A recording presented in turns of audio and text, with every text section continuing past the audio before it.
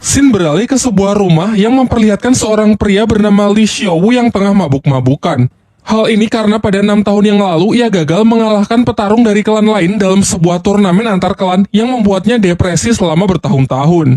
Putranya yang masih kecil bernama Lindong berlari keluar sembari mengingat masa lalu dari sang ayah pada 6 tahun silam. Pada waktu itu, ayahnya bertanding di final turnamen melawan Ling Langqian, seorang petarung yang terkenal sangat kuat dari klannya. Namun ayahnya yang memikul harapan besar sayangnya bisa dikalahkan hanya dengan sekali serangan saja.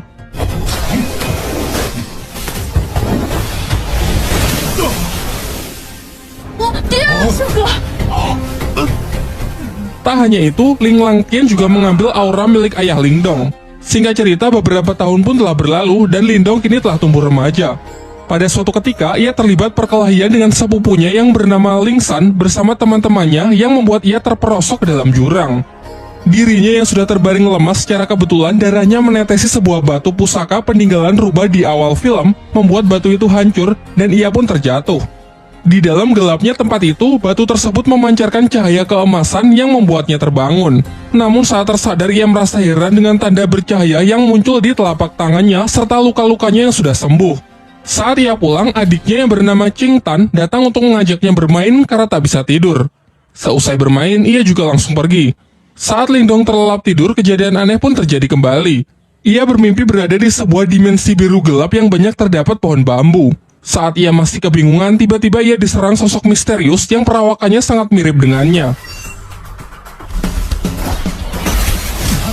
Pertarungan pun tak terhindarkan, yang memperlihatkan kekuatan mereka benar-benar seimbang.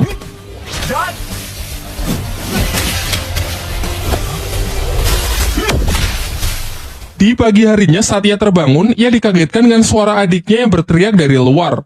Ternyata kelompok Ling San datang dan mengganggu Qing Tan untuk merebut rumput obat yang ia bawa. Lindong yang bergegas datang mencoba melindungi adiknya dari anak-anak berandalan tersebut.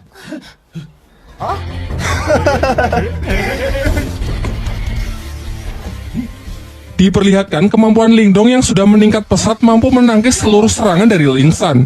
Hingga ia akhirnya menyadari bahwa ia telah mengaktifkan teknik rahasia yang bernama tinju 7 suara.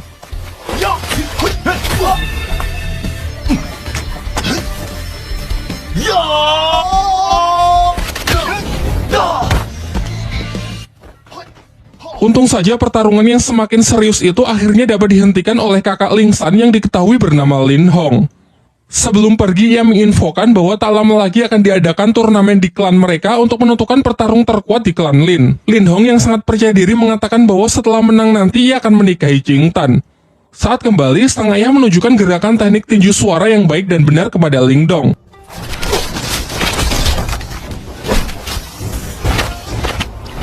Ia pun berjanji akan melatih Lindong menggunakan berbagai teknik lainnya guna mempersiapkan diri untuk mengikuti turnamen.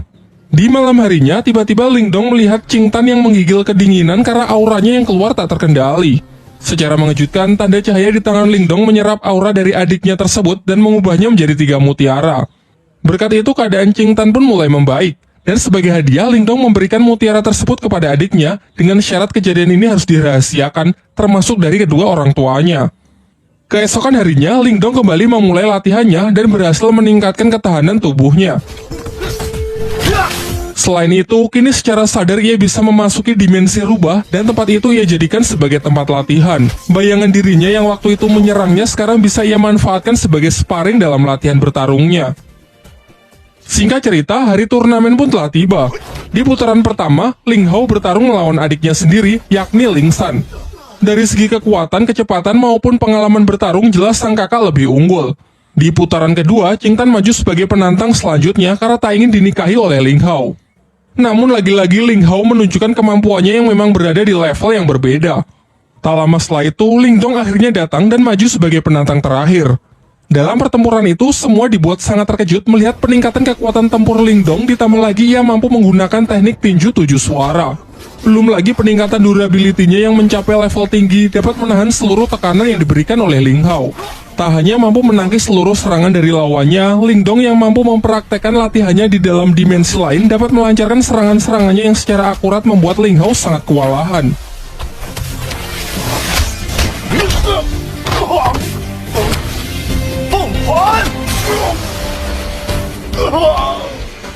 Dengan kemenangannya ini, Lingdonglah yang keluar sebagai juara dan dinobatkan sebagai petarung terkuat di generasinya.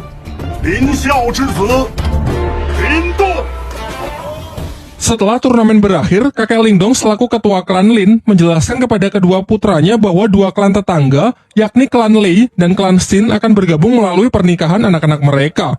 Hal ini lantas membuat kedua klan tersebut kini menjadi beraliansi. Kemudian ia juga memberitahukan mengenai turnamen antar klan berikutnya, yaitu perburuan hewan langka yang masih dirahasiakan. Pembicaraan pun ditutup dengan sang ketua klan yang menyuruh agar anak mereka berlatih lebih keras lagi demi mempersiapkan turnamen selanjutnya. Sementara itu, ketua klan Lei juga mempersiapkan putranya yang bernama Lily untuk mengikuti turnamen antar klan tersebut. Kekuatan dari Lily ini sangat dibanggakan oleh sang ayah karena ia telah menguasai ketahanan tubuh level atas yang siap mengalahkan petarung-petarung dari klan Lin. Singkat cerita, turnamen antar klan pun digelar. Di sini ayah Lingdong memberitahu putranya bahwa pertandingan kali ini adalah perburuan hewan langka, dan Lingdong diharuskan menaklukkan hewan langka yakni singa api yang terkenal sangat buas. Namun aturannya tak perlu sampai menangkapnya, karena Lingdong hanya perlu mengambil sisik yang berada di ujung ekor hewan tersebut agar bisa menyelesaikan pertandingan kali ini. Diperlihatkan semua peserta pun telah berkumpul termasuk putra dari tuan rumah yakni bernama Wuyun. Di awal-awal saja ketegangan sudah terjadi di antara para peserta karena Lily yang terlalu menyombongkan dirinya. Singkatnya aturan pun dibacakan di mana mereka harus mendapatkan sisik singa api agar bisa memenangkan pertandingan dan dilarang keras untuk berusaha saling membunuh satu sama lain. Ketika Lingdong bersama adiknya berusaha menemukan singa api, ternyata Lily bersama timnya berhasil menemukannya terlebih dahulu. Namun mereka terlihat kesulitan menaklukkan hewan buas tersebut. Sementara itu dari kejauhan, Lingdong hanya mengamati mereka dan menunggu kesempatan yang tepat untuk bertindak. Sampai muncullah dari belakang tim Wuyun yang menawarkan kerjasama. Wuyun berencana menyerang si singa api saat hewan itu sudah kehabisan tenaga akibat pertarungannya melawan tim Lily. Merasa hal ini cukup menguntungkan, Lingdong pun sepakat dengan rencananya dan bersedia menjalankan kerjasama tersebut. Setelah menunggu momen yang tepat, mereka pun bersama-sama menyerang tim Lily. Lingdong menyuruh Wuyun untuk fokus kepada si singa api, sementara ialah yang akan menghadapi Lily.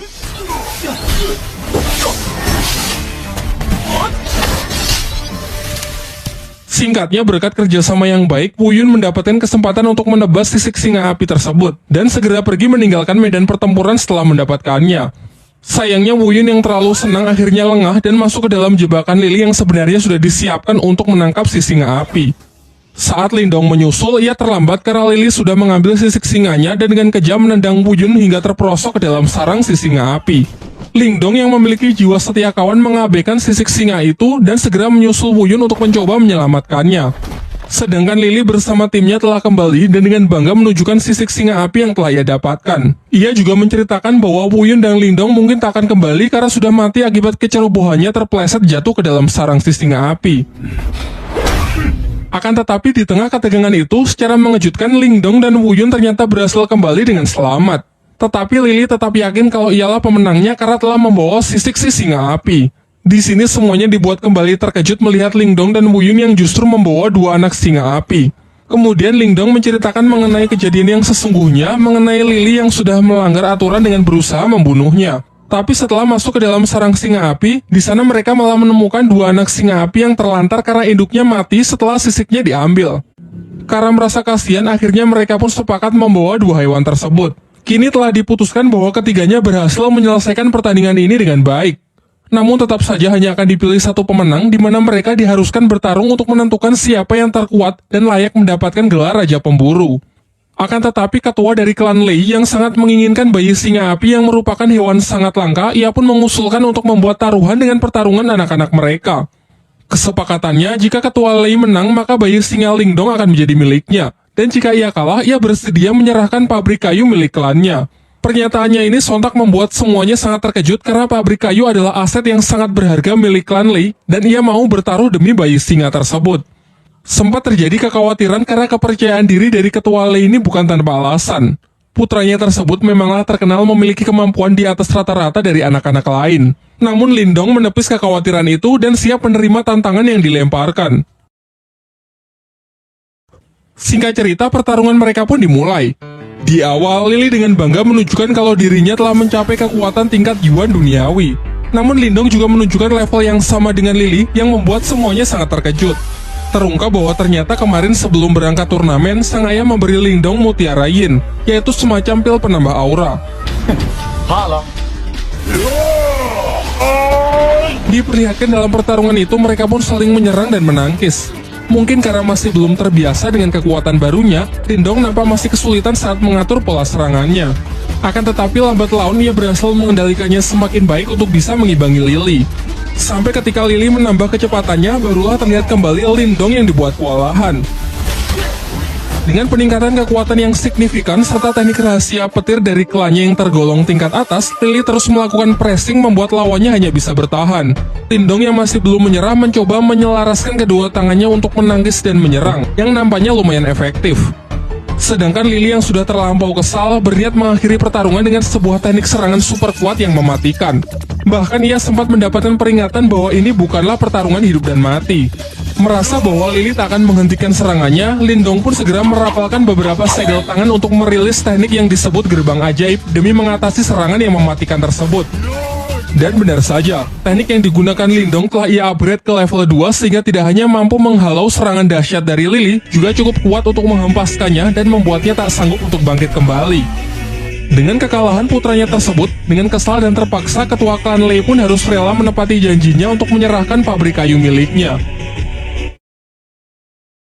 Keesokan harinya, diperlihatkan Lindong dan adiknya tengah bermain dengan si harimau api yang mereka beri nama si Oyen. Barulah di siang harinya, mereka memeriksa tambang kayu yang telah mereka menangkan. Namun terlihat tempat itu benar-benar hancur berantakan. Dalam pencarian petunjuk siapakah yang melakukan hal ini, secara tak sengaja si Oyen membawa Lindong ke sebuah gua yang di sana terdapat banyak lahar panas serta sebuah kerangka monster raksasa. Di dalam gua itu si Oyen menemukan sebuah kristal biru yang dengan lahap langsung ia makan. 别乱吃东西啊！你哎， Sementara Lindong yang masih penasaran menemukan sebuah bunga yang memancarkan sinar. Namun ketika ia dekati, tangan Lindong malah seakan menyerap semacam energi dari kelopak bunga tersebut yang membuat sekujur tubuhnya menjadi terbakar. Untung saja saat kondisinya semakin buruk, batu rubah di tangannya menyerap energi panas dari kelopak bunga tersebut.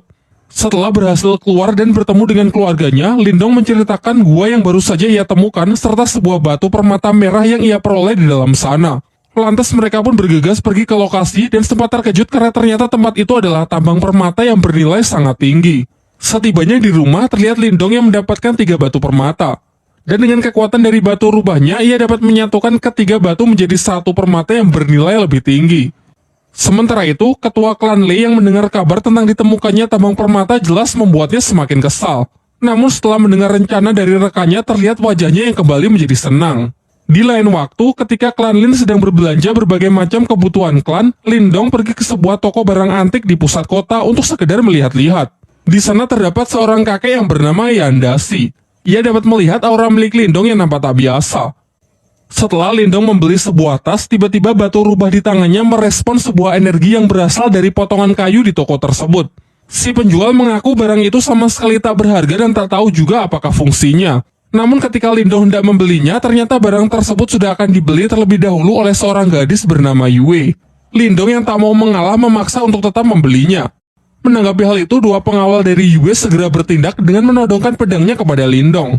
Namun tiba-tiba saja kedua pedang itu terlempar yang ternyata ini adalah ulah dari si kakek Yanda yang memiliki kemampuan telekinesis. Terungkap bahwa kakek Yanda ini sebenarnya adalah guru dari Yue. Perseteruan mereka pun berakhir dengan Yue yang mengalah meninggalkan tempat tersebut. Sementara kakek Yanda menjelaskan kepada Lindong bahwa kemampuan telekinesisnya adalah kekuatan mental yang berbeda dari teknik bela diri biasa. Ia lalu menawarkan agar Lindong mau menjadi muridnya setelah melihat potensi besar yang ia miliki. Namun Lindong memilih untuk menolak tawaran tersebut karena takut kalau rahasia kekuatan batu rubah di tangannya bisa terbongkar. Kakek Yanda pun sama sekali tidak memaksa dan menghormati keputusan Lindong. Namun sebelum pergi, ia memberikan sebuah buku untuk bisa ia pelajari. Sementara itu, di area tambang datang sekelompok orang dari desa Naga Hitam yang ingin melakukan invasi. Mereka berniat merebut paksa pabrik kayu karena status kepemilikan dari tambang tersebut kini dianggap tidak jelas. Namun sebenarnya orang-orang ini adalah suruhan dari ketua klan Lei yang sengaja ia perintahkan untuk merebut tempatnya kembali. Beruntung Lindong kembali tepat waktu untuk mencoba melakukan perlawanan sehingga terjadilah pertarungan. Ketua Naga Hitam pun tanpa ragu langsung menyerang Lindong yang membuatnya terlempar menghantam gerbang masuk di sana. Dengan selubung aura sebagai pelindung, Lindong masih mampu bertahan dan bangkit kembali. Sementara Qing Tan juga membantu dengan melancarkan beberapa anak panah untuk menghentikan orang-orang tersebut masuk lebih jauh. Setelah melihat potensi Lindong, Ketua Naga Hitam segera memperkuat aura untuk membunuhnya karena khawatir jika dibiarkan kelak Lindong akan menjadi lawan yang menyusahkan. Sementara Lindong setidaknya masih mampu bertahan meskipun digempur dengan berbagai macam serangan yang mematikan. Selain itu, terlihat juga ia mengupgrade gerbang ajaib ke level 3 yang mampu mengimbangi kekuatan dari lawannya tersebut.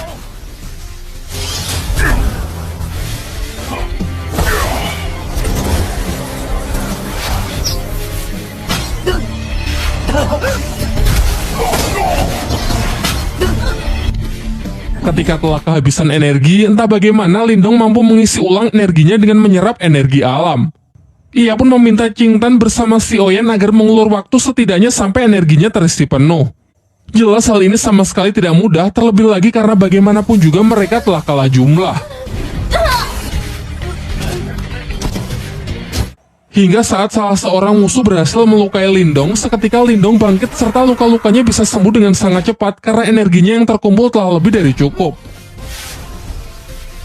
Dan benar saja, setelah bangkit kekuatan Lindong kini menjadi berkali-kali lipat sehingga di ronde kedua ini hanya dengan sekali pukulan ia dapat mengalahkan lawannya tersebut.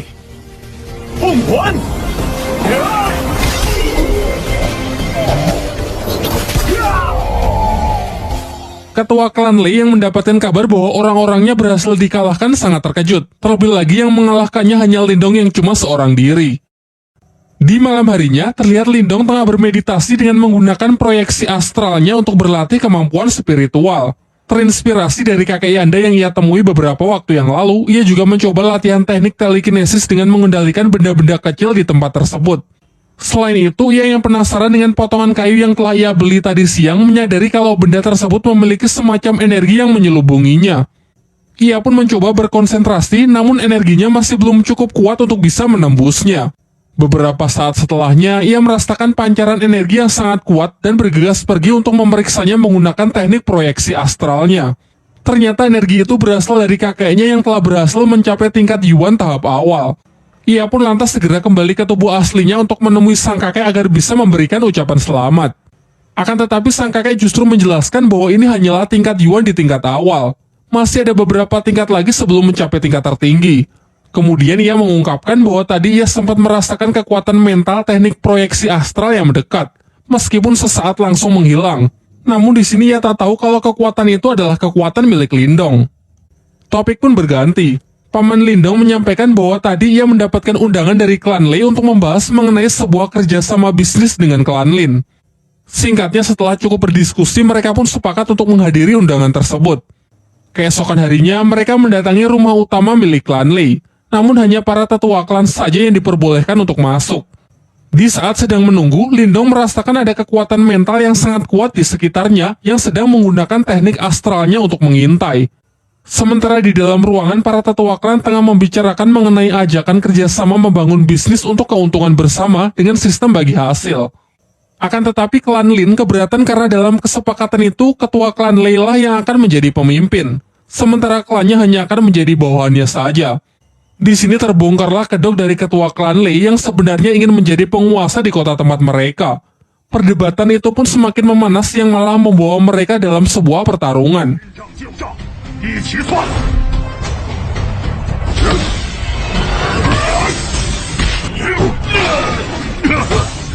Di tengah pertarungan mereka, datanglah Wu Yin, pemimpin dari sekte Serigala Darah yang memihak kepada ketua klan Lei karena sudah dijanjikan akan diberikan keuntungan 60% dari bisnis yang hendak dijalankan.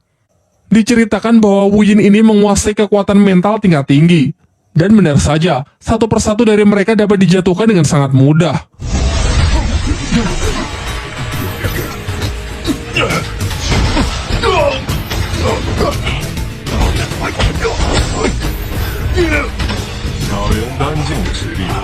Lindong pun tak tinggal diam, ia berusaha melindungi anggota klannya dengan melawan Wu Yin sendirian. Semuanya pun dibuat sangat terkejut karena Lindong ternyata juga menguasai teknik mental yang sudah berada di tingkat lumayan tinggi. Mereka lantas bertarung dengan sangat sengit. Terlihat Lindong meskipun masih pemula, ia mampu mengimbangi kecepatan dari Wu Yin.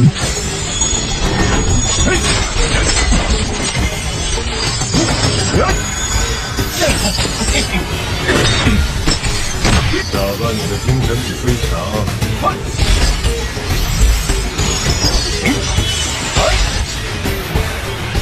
Sampai mereka saling mengadu teknik astral melalui duel udara, namun sayangnya tetap saja Win lebih unggul dan mampu menekan Lindong. Kembali ke pertarungan dunia nyata, Lindong mencoba melancarkan serangannya dengan beberapa aura jarum, tetapi dapat dengan mudahnya ditangkis yang memperlihatkan perbedaan kekuatan di antara mereka. Kini di puncak pertarungan, Lindong hanya mampu bertahan yang nampak semakin terdesak saja. Akan tetapi di ambang kekalahannya, Lindong teringat mengenai potongan kayu yang memiliki selubung energi mental tingkat tinggi. Lantas ia pun mencoba memanfaatkannya untuk menahan serangan mental dari Wu Yin. Melebihi ekspektasi, ternyata hal ini benar-benar efektif. Benda tersebut cukup kuat untuk menangkal energi mental tingkat tinggi. Bahkan selain menahan, kayu itu juga mampu menyerap serangan dari energi spiritual yang kemudian ditransfer masuk ke dalam tubuh Lindong. Dengan ini Lindong pun bisa membalikan keadaan. Guyin yang kekuatannya telah terkuras habis tak lagi mampu menahan serangan dari Lindong yang sudah meningkat berkali-kali lipat sehingga ia harus menerima kematiannya.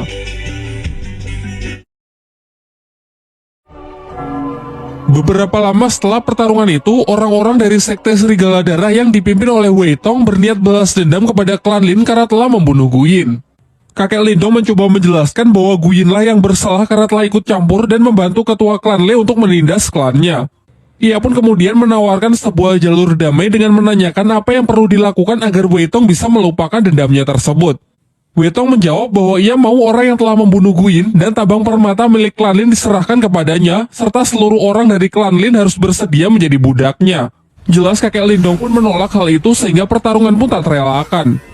Sayangnya Wei Tong yang telah mencapai tingkat Yuan level atas dengan mudah bisa mengalahkan kakek Lindong. Sampai akhirnya Lindong datang dan menyatakan akan mengalahkan Wei Tong seorang diri, mengingat dirinya lah yang harusnya bertanggung jawab atas kematian Guyin. Tanpa basa-basi, Wei Tong pun langsung melancarkan serangannya terlebih dahulu. Dengan lincah, Lindong memanfaatkan teknik jarum biru sebagai pinjakan untuk melayang. Beberapa tembakan anak panah dilancarkan untuk berusaha menjatuhkan Lindong, termasuk menggunakan anak panah yang dilapisi aura, namun bisa ia hindari dengan sangat mudah.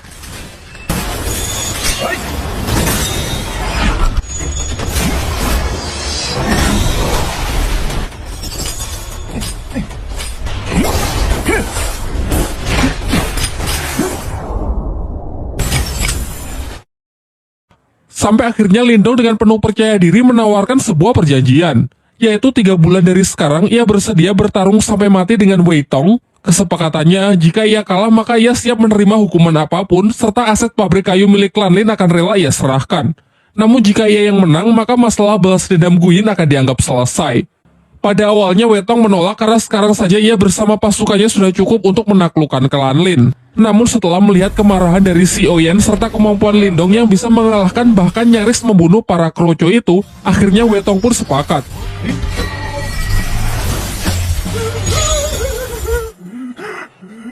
Tetapi ia merasa kalau 3 bulan terlalu lama, sehingga ia ingin mempersingkatnya menjadi 2 bulan saja.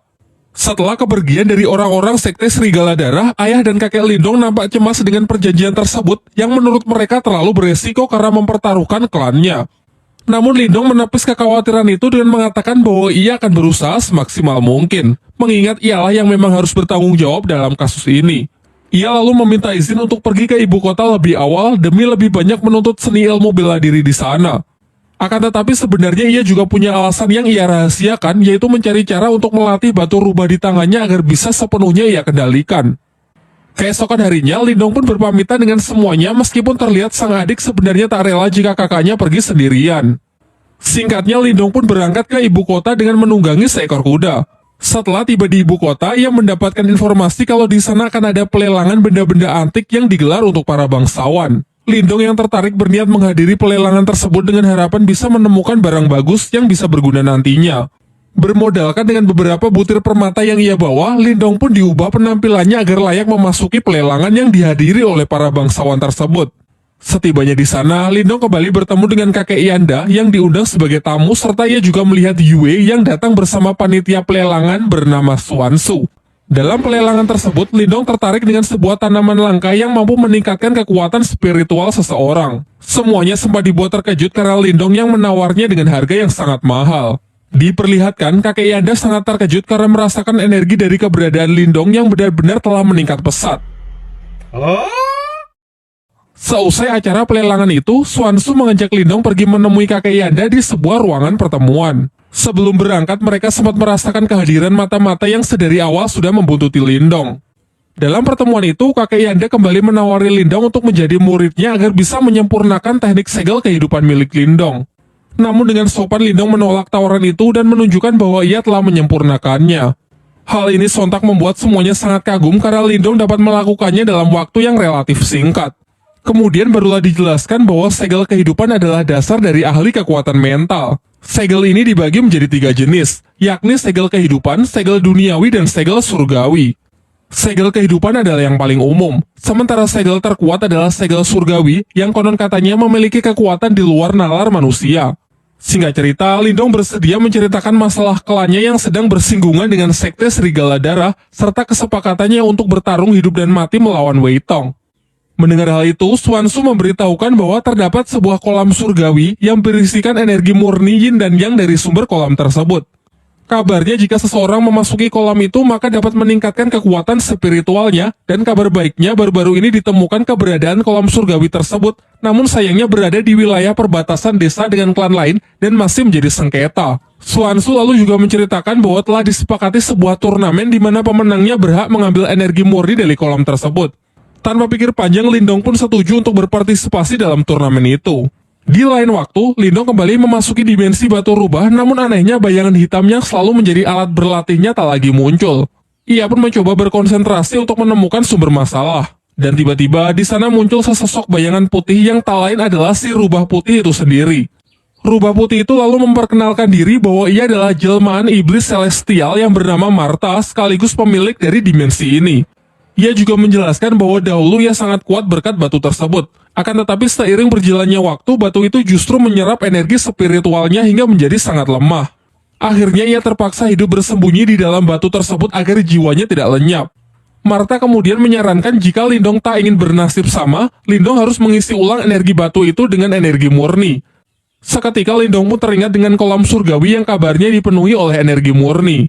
Mengingat kalau di turnamen perebutan kolam surgawi nanti ia tak bisa mengandalkan kekuatan batu rubah karena butuh diisi ulang, Martha pun mengajaknya ke sebuah tempat di mana terdapat benda yang disebut piringan mental. Meskipun benda ini bisa menjadi jalan pintas untuk meningkatkan kekuatan spiritual, namun resikonya juga sangat berbahaya. Yaitu jika dalam prosesnya Lindong tak sanggup menahan rasa sakit, maka kekuatan spiritualnya akan lenyap dan tak akan bisa dipulihkan lagi. Tanpa banyak berpikir, Lindong pun ingin mencobanya dan bersedia menanggung semua resiko yang mungkin terjadi. Dan benar saja, saat proses berlangsung, ia merasakan sakit yang sangat luar bioskop. Sampai akhirnya dengan tekad yang kuat, Lindong berhasil melewati proses tersebut, alhasil kekuatan mentalnya pun meningkat pesat. Setelah itu, Martha menyarankan agar Lindong memakan rumput obat yang ia beli sebelumnya agar kondisi dan energi mentalnya bisa segera pulih. Karena setelah ini ia akan mengajarinya teknik baru yang disebut teknik Borkeong. Keesokan harinya, Lindong datang ke suatu tempat di mana semua orang di pelelangan berkumpul. Di sana datang juga Yue dan seorang pria bernama Liu Yi. Kemudian Xuanzu mempertemukan Lindong dengan pemilik rumah pelelangan yang diketahui bernama Xia Wanjin. Ia menjelaskan bahwa Yue, Liu Yi, dan Lindong akan bertanding melawan petarung lain dalam rangka memperebutkan kolam surgawi. Singkat cerita, mereka pun bersama-sama pergi ke tempat turnamen. Setibanya di sana, mereka bertemu dengan tim lawan perwakilan dari sekte Serigala Darah yang diketahui seorang pria bernama Yue San dengan kedua anaknya yang di sampingnya. Di sebelah kanan ada Yue Feng dan di kiri ada Yue Lin serta di belakang ada seorang petarung bayaran yang bernama Jiang Li.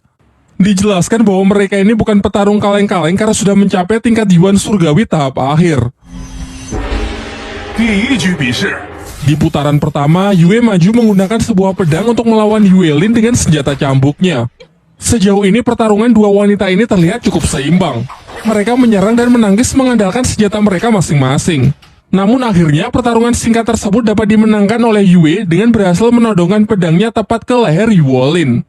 Di putaran kedua, Yue Feng maju sebagai perwakilan berikutnya. Sementara Lindong yang nampak ragu-ragu segera diambil alih oleh Liu Yi yang bersedia maju terlebih dahulu dengan senjata tombaknya. 有，好，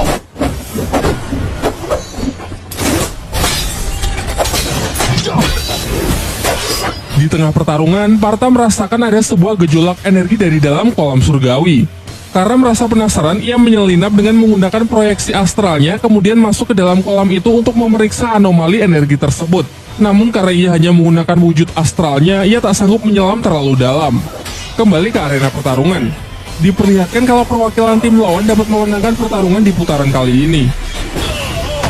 Pertarungan selanjutnya adalah babak penentu, di mana Lindong akan menjadi harapan terakhir untuk bisa mendapatkan hak dari kolam surgawi. Dengan nada yang sedikit menggoda, Swansu menyemangatinya agar bisa memenangkan pertarungan penentu tersebut. Sementara di pihak lawan, Jiangli si tentara bayaran maju untuk menghadapi Lindong. Di awal, Jiangli mengatakan bahwa ini akan menjadi pertarungan sampai mati, jadi jika ingin menyerah inilah saatnya. Namun Lindong sama sekali tak gentar dengan gertakan itu dan segera bersiap memasang kuda-kudanya.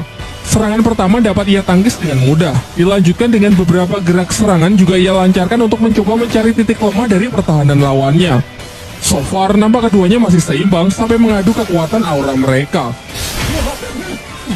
Cukup khawatir melihat kekuatan Jiangli yang telah mencapai tingkat Yuan Surgawi. Namun tak kalah mengejutkan kalau menyaksikan energi mental tingkat tinggi Lindong yang seketika mampu menghentikan pergerakan lawannya. Dilanjutkan dengan serbuan jarum aura yang semakin merepotkan Jiangli.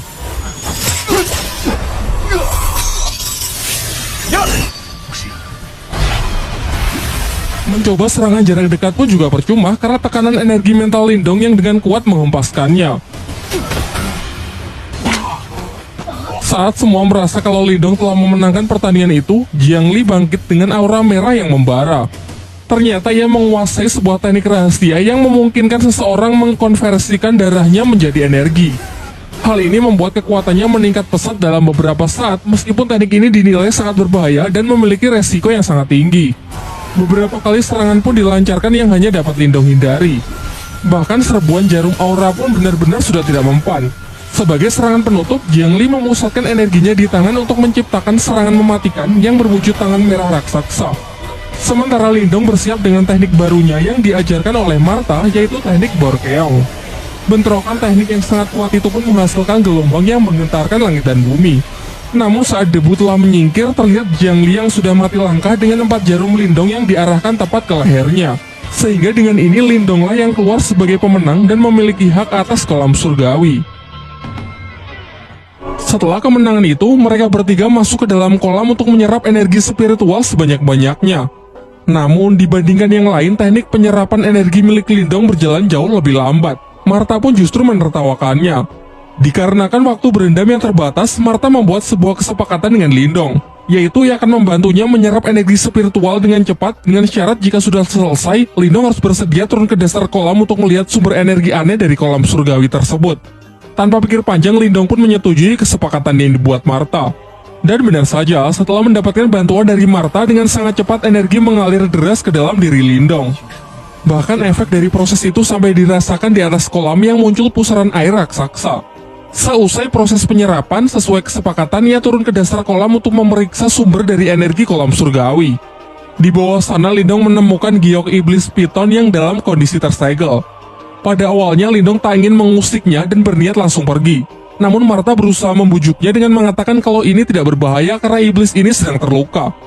Ia juga menjelaskan bahwa sumber energi spiritual yang Lindong serap sebagian tadi berasal dari mutiara yin dan yang berada di belakang jiwa iblis tersebut. Martha lalu menambahkan, jika Lindong berhasil mendapatkan mutiara tersebut, maka hanya dalam waktu singkat Lindong dapat mencapai tingkat Yuan Yin. Namun karena mutiara itu diselubungi jiwa iblis, Martha harus menghisapnya terlebih dahulu supaya Lindong bisa mengambilnya. Ia lalu menyuruh Lindong untuk mentransfer sebagian energinya agar Martha cukup kuat untuk bisa melakukannya. Ketika proses penyerapan berlangsung, tiba-tiba segel iblis itu hancur sehingga sang iblis piton kini berhasil bebas. Pertarungan pun tak terhindarkan.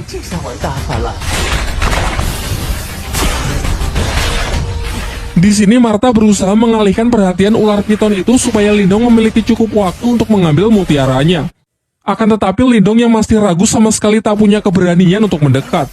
Sampai akhirnya Martha menggunakan rencana cadangan, yaitu kembali masuk ke dalam tangan Lindong. Pada awalnya Lindong mengira kalau Martha sudah menipunya. Namun selang beberapa waktu, luapan energi keluar dari tangannya yang ternyata adalah Martha dengan wujud aslinya, yaitu naga api raksasa. Dengan cepat ia membakar iblis piton itu dengan semburan api lalu segera menyerapnya.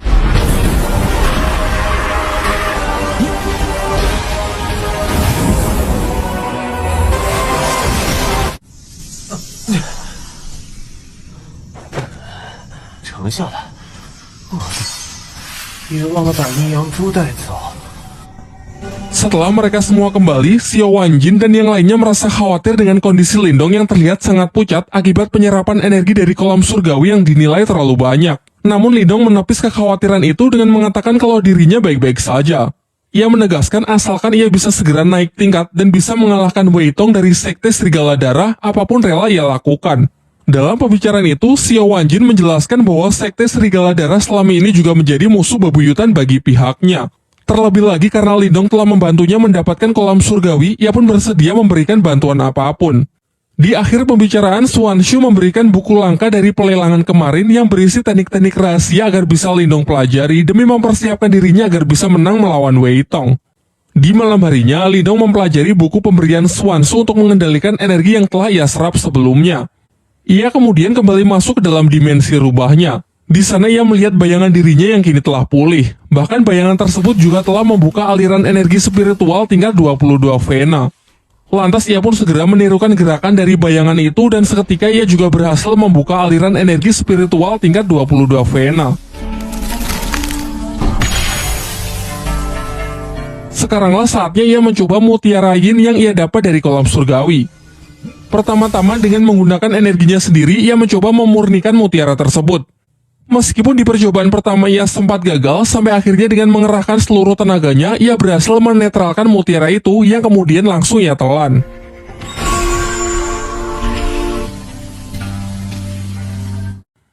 Terlihat gejolak kekuatan spiritualnya pun meningkat pesat. Bahkan segel kehidupannya kini menjadi 2. Dengan ini ia pun sangat yakin kalau di pertarungan nanti ia bisa menghancurkan Wei Tong. Keesokan harinya, Swanshu mengajak Lindong ke tempat pelelangan dengan mengatakan kalau ada orang yang ingin menemuinya. Ternyata di sana datang keluarga besar Lindong, yaitu Qing Tan, ayahnya dan kakeknya. Setelah Swanshu pergi, sang kakek tiba-tiba menyerang Lindong dengan maksud menguji sudah sejauh mana kekuatan cucunya tersebut. 借我一指。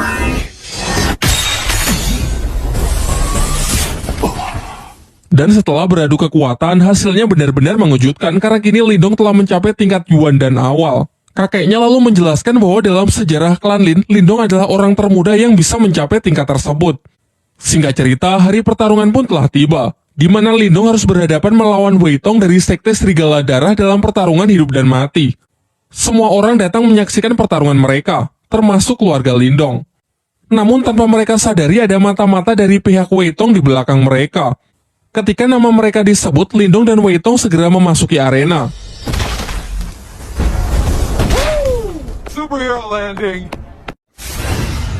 Di sini Wei Tong cukup terkejut melihat peningkatan kekuatan Lindong yang juga sudah mencapai tingkat Yuan dan awal. Wei Tong lalu maju untuk memulai serangannya yang dengan cepat langsung disambut dengan baik oleh Lindong. Sayangnya peningkatan kekuatan Wei Tong juga tak kalah mengesankan. Ia berhasil menekan Lindong hingga hampir jatuh keluar arena. Namun ternyata arena pertarungan mereka dilindungi semacam penghalang dari energi mental yang mencegah para petarung melarikan diri. Hal ini dianggap wajar karena mereka telah menyatakan akan bertarung sampai mati. Wei Tong kembali melancarkan serangannya yaitu pukulan keras bertubi-tubi. Sementara Lindong terlihat kewalahan menahan tekanan yang terus diberikan. Sejauh ini nampaknya Wei Tong lah yang menguasai jalannya pertempuran. Teknik demi teknik Lindong lancarkan akan tetapi sama sekali tak berefek. Ialah yang justru menerima pukulan mentah dari Wei Tong yang tepat mengarah ke dadanya. Terdengar sorak dari para penonton yang meragukan Lindong membuat pihaknya semakin cemas kalau Lindong tak akan mampu bertahan.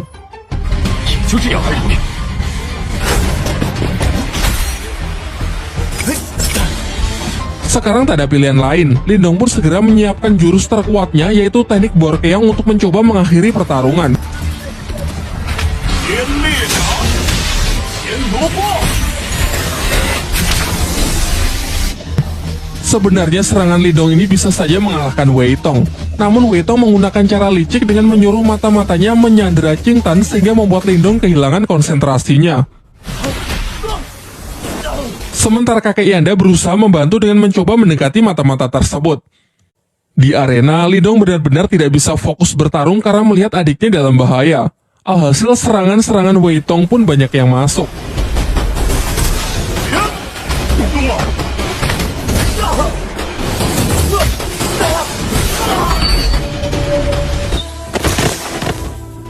Di saat-saat genting, ia teringat kalau teknik jarum dewa yang pernah dipakai Guyin mampu menghancurkan penghalang energi mental.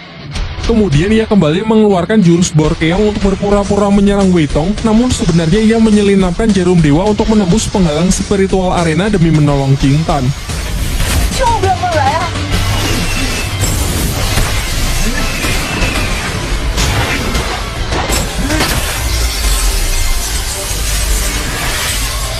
还没结束，必须死！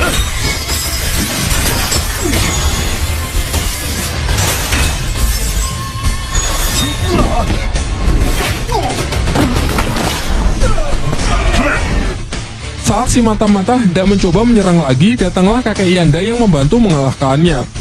Kini setelah adiknya berhasil selamat, Lindong pun bisa kembali fokus bertempur melawan Weitong dengan emosi yang benar-benar telah mencapai puncaknya.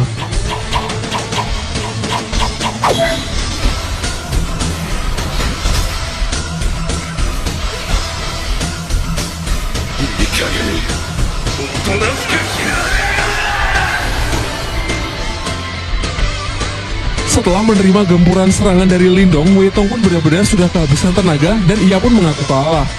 Namun Lindong malah mengatakan bahwa ini adalah pertarungan sampai mati, di mana pertarungan belum selesai jika tak ada salah satu pihak yang mati.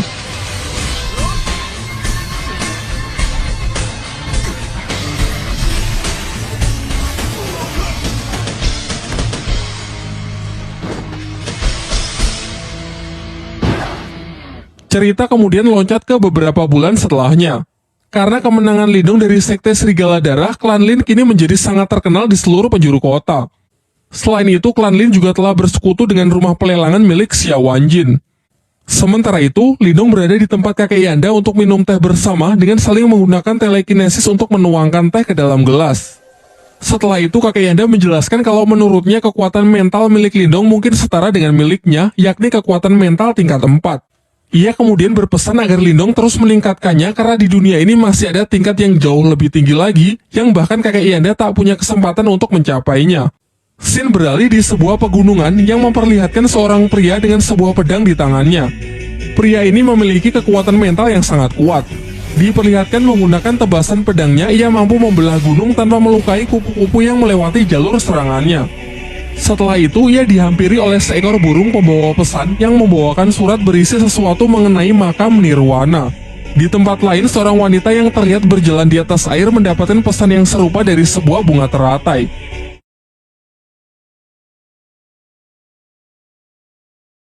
Di awal film, terlihat rombongan klan Lin sedang dalam perjalanan untuk mengantarkan batu permata. Namun di tengah jalan, mereka diserang oleh sekelompok bandit yang ingin merampok mereka. Sebuah serangan nyaris membunuh Ling Hao. Beruntung sepupunya Lindong berhasil menyelamatkannya. Tidak berhenti sampai di sana, ratusan anak panah ditembakkan untuk menggempur rombongan klan Lin. Nampaknya mereka ini bukan bandit biasa karena terlihat mereka sangat mahir menggunakan senjata yang dilapisi energi spiritual. Sampai akhirnya Lindong menyuruh Lin Hong dan rekan-rekan lainnya untuk segera pergi, sementara dirinya akan tetap tinggal untuk bertarung demi mengalihkan perhatian para bandit tersebut. Sebelum bala bantuan dari musuh datang, ia pun segera melepaskan ledakan energi dari teknik gerbang ajaibnya agar bisa segera mengakhiri pertempuran. Setelah kembali, Lindong menceritakan apa yang baru saja ia alami kepada ayah dan kakeknya. Sang kakek mengatakan bahwa tidak heran banyak orang jahat yang mengincar klan Lin demi mendapatkan batu permata yang sangat berharga mereka. Terlebih lagi karena klan Lin baru beberapa bulan pindah ke kota Yan sehingga masih sulit membedakan antara kawan dan lawan. Pembicaraan pun ditutup dengan kakek Lindong yang berpesan agar tidak mencolok saat mengantarkan barang. Beberapa waktu setelahnya, diperlihatkan Lindong yang bermeditasi melatih kekuatan spiritualnya. Namun Marta si rubah putih yang selalu menjadi mentornya masih tertidur sehingga ia ragu apakah latihan sendiri seperti ini akan efektif. Tak lama setelah itu, Qingtan datang menghampirinya untuk menyampaikan pesan dari kakek Yanda yang ingin menemuinya di perguruan bela diri. Namun sebelum pergi, tangan Lindong merasakan tangan adiknya tersebut sangat dingin, meskipun langsung Qingtan tepis dengan mengatakan bahwa dirinya sedang baik-baik saja. Singkat cerita, Lindong pun pergi dengan mengajak si Oyen sampai ke depan pintu gerbang perguruan yang dibaliknya nampak sebuah tepi jurang dengan banyak pulau-pulau yang mengambang di sekitarnya. Dengan menaiki salah satu pulau kecil, datanglah utusan dari kakek Yanda untuk menjemputnya menuju tempat perguruan dari kakek Yanda. Dalam perjalanan, Lindong juga sempat melihat pemandangan para murid lain yang tengah berlatih kekuatan spiritual. Singkatnya, ketika ia sudah sampai di kediaman kakek Yanda, tiba-tiba sebuah serangan datang yang ternyata berasal dari Yue, salah satu murid senior dari kakek Yanda. Di sini ia nampak bersikap dingin kepada Lindong dan bermaksud menantangnya bertarung untuk menguji kemampuan Lindong.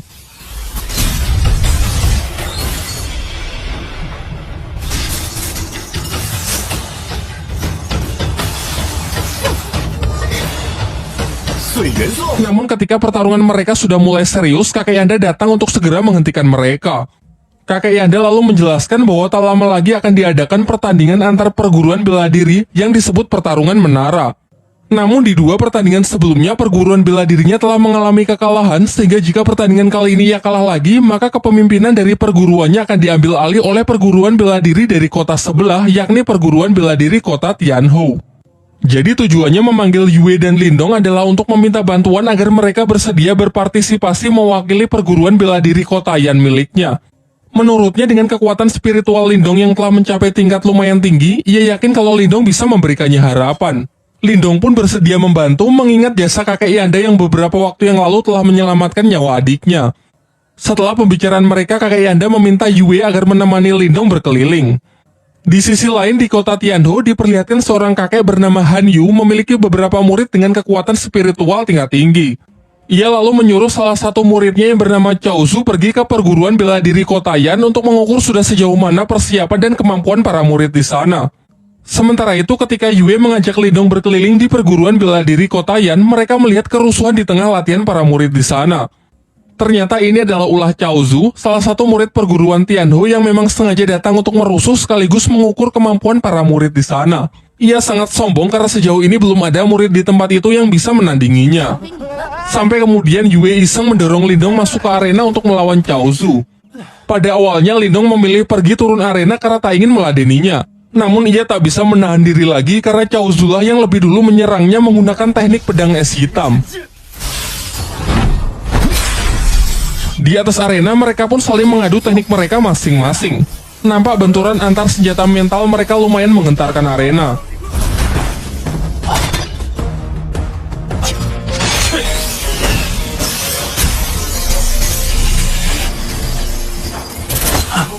Cao Zu ternyata tak hanya membual. Dengan teknik pedang es hitamnya, ia cukup sukses menekan jarum dewa milik Lindong. Namun di ujung pertarungan, Lindong mencoba teknik barunya dengan menahan serangan Cao Zu menggunakan segel batu rubah di tangannya. Nampaknya segel rubah itu tak hanya menahan. Tangan Lindong seakan menyerap energi spiritual dari lawannya tersebut. Ketika lawannya ingin melarikan diri, Lindong sejenak menghentikannya dan mengambil senjata dari lawannya tersebut. Diperlihatkan ekspresi puas dari Yue yang menyadari kalau kekuatan Lindong kini telah meningkat pesat. Di malam harinya, Lindong juga baru tahu kalau ternyata segel batu rubah di tangannya memiliki kemampuan untuk menyerap energi spiritual milik orang lain. Energi yang diserap kemudian dinetralkan dan diakumulasikan menjadi energinya sendiri sehingga kekuatan Lindong kini menjadi bertambah. Sementara itu, Cao Zu yang telah kembali menceritakan mengenai kekalahannya dari Lindong kepada Han Yu. Mendengar hal itu, Han Yu pun menjadi sangat kesal karena ia tak menyangka kalau perguruan bela diri rivalnya memiliki petarung yang sebegitu kuat. Di tengah kekesalannya, muncul aura yang sangat mengerikan dari balik tirai yang ternyata berasal dari Zutong, murid senior sekaligus yang terkuat dari Han Yun. Singkat cerita, besoknya Yue dan Lindong berangkat menuju ke tempat diselenggarakannya turnamen pertarungan menara. Di perjalanan, Yue berpesan kepada Lindong untuk berhati-hati terhadap seorang murid dari perguruan Tianhou yang bernama Zutong, murid terkuat dari Han Yun. Setibanya di sana, semua peserta lain ternyata sudah berkumpul. Sembari menunggu para guru tiba, Cao Zu mengadu ke kakak seperguruannya yang bernama Liu Long perihal Lindong yang telah menghajar dan menyita pedang esnya. Pada awalnya, Liu Long basa-basi dengan menyapa Lindong dan meminta agar senjata adik seperguruannya tersebut dikembalikan. Namun Lindong malah berdalih karena menurutnya itu sepadan dengan kelakuan Cao Zu yang telah membuat rusuh di tempatnya. Ketika suasana semakin tegang, Yue berusaha menengahi agar jangan membuat keributan sebelum pertandingan dimulai. Tak lama setelah itu, datanglah para guru yaitu Han Yun dan kakek Yanda menghampiri mereka. Kakek Yanda lalu menjelaskan bahwa aturan dari pertarungan menara cukup sederhana, yaitu siapa yang bisa naik ke tingkat tertinggi dan mampu bertahan dalam waktu yang lama maka ialah yang akan menjadi pemenangnya. Namun sebelum menyelesaikan kalimatnya, Han Yun menyela dan menyuruhnya agar segera membuka gerbang menara agar pertandingan bisa segera dimulai. Kakek Yanda lalu segera merapalkan mantranya dan secara ajaib muncullah sebuah menara 8 tingkat tepat di depan mereka. Dapat dirasakan gelombang energi spiritual yang sangat dahsyat menyertai kemunculan dari menara tersebut. Setelah pintu dibuka, pertarungan menara pun dimulai dengan sistem Battle Royale, di mana petarung yang bisa bertahan paling lama dan berhasil naik ke lantai tertinggi maka ialah pemenangnya. Ketika semua peserta telah bergegas masuk ke dalam menara, di luar Han Yu dan kakek Yanda memantau keadaan di dalam menara menggunakan semacam proyeksi spiritual. Sementara itu, Lindong yang telah masuk sangat terkejut karena sebagian energi mental di gerbang masuk ternyata bisa ia serap sehingga sekali lagi kekuatannya mengalami peningkatan. Tak ingin berlama-lama di lantai dasar, Lindong pun segera naik ke lantai yang lebih tinggi dengan melewati rintangan-rintangan kecil. Di sisi lain, ternyata Zutong memimpin dengan dirinya yang telah mencapai lantai ke-6 dengan sangat cepat, disusul oleh Yue sebagai runner-up yang berusaha mengejar ketertinggalannya. Satu tingkat di bawahnya ada Chaozu dan Liu Long yang terjebak di lantai 5 dan tak bisa naik lebih tinggi lagi karena tekanan energi mental yang semakin kuat. Namun alih-alih menghabiskan energinya untuk berusaha naik ke lantai 6, Liu Long mempunyai ide untuk tetap tinggal di lantai 5 dengan tujuan menghalangi peserta lain yang ingin naik ke lantai selanjutnya. Dan benar saja, Lindong yang baru saja sampai di lantai 5 langsung mereka halangi. Chaozu yang merasa dendam karena Lindong telah mempermalukannya sekarang mencoba untuk membalasnya. Bersama dengan Liu Long, mereka pun mengeroyok Lindong yang cuma sendirian. Akan tetapi Lindong nampak tak takut sedikit pun dan justru memanas-manasi mereka dengan memperlihatkan senjata Chaozu yang kemarin ia sita. Kini ia kendalikan sebagai senjata untuk melawan mereka. Diperlihatkan dari kedua sisi, Chaozu dan Liu Long mengepung Lindong dengan masing-masing teknik mental mereka.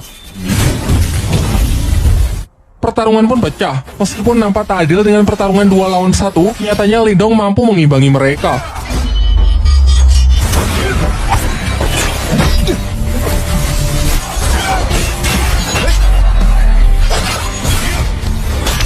Bahkan ia cukup cakap untuk mematahkan teknik roda ganda milik Chaozu. Sementara Liu Long yang terus menggempurnya dengan pedang mentalnya juga sangat kewalahan karena Lindong dapat bertahan sekaligus menyerang dalam waktu yang bersamaan.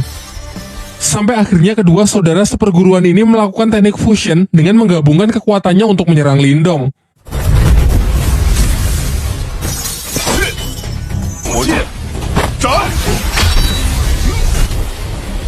Nampak Lindong yang mulai keringat dingin karena sudah meremehkan mereka. Namun mengingat serangan itu didasari oleh energi mental, dengan segel batu rubahnya Lindong pun dapat menghisapnya sampai kering.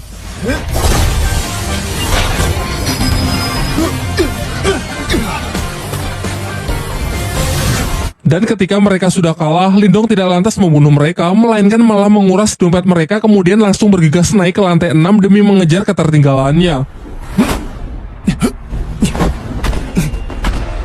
Sementara itu di lantai 6 terlihat Yue yang berusaha keras untuk naik ke lantai 7, namun ia selalu gagal karena tekanan energi mental di sana sangat kuat yang jauh melebihi apa yang bisa ia bayangkan.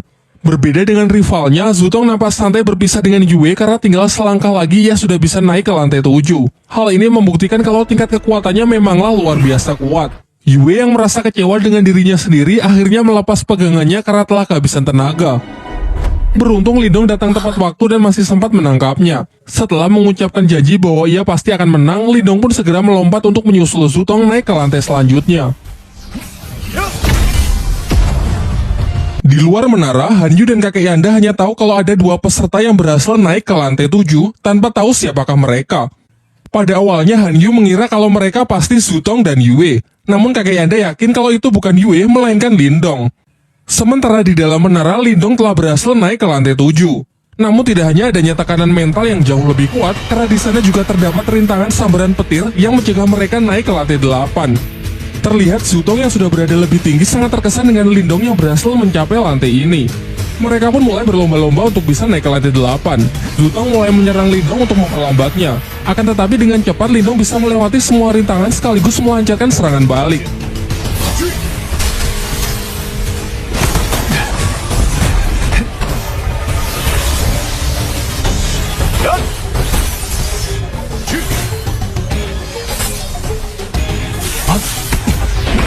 Sampai akhirnya mereka berhasil mencapai tempat tertinggi di lantai 7 dan tepat di atas mereka sudah terlihat pintu masuk menuju lantai 8. Akan tetapi tiba-tiba sebuah bola api raksasa jatuh yang siap melumat mereka. Menanggapi bahaya itu, Lindong dan Zutong pun senada mengeluarkan serangannya untuk menghancurkan bola api tersebut. Bahkan saking kuatnya, gelombang energinya masih bisa dirasakan di beberapa lantai di bawahnya. Sayangnya tak berhenti sampai di situ, keganasan dari lantai 7 pun kembali terlihat dengan munculnya pilar-pilar yang memancarkan kilatan petir siap menghancurkan apapun yang melewatinya. Zutong yang menyadari kalau sambaran petir itu dapat secara langsung merusak inti energi mentalnya, mencoba berhenti sejenak untuk memikirkan sebuah cara agar tak bertindak gegabah. Berbeda dengan Lindong yang secara membabi buta terus menerobos penghalang petir tersebut tanpa memperdulikan resikonya. Sampai tiba-tiba ke-10 pilar itu bersatu dan membentuk seekor wujud naga raksasa. Pertarungan pun berjalan sangat tidak seimbang karena amukan sang naga yang tak terhentikan. 放弃吧，林动！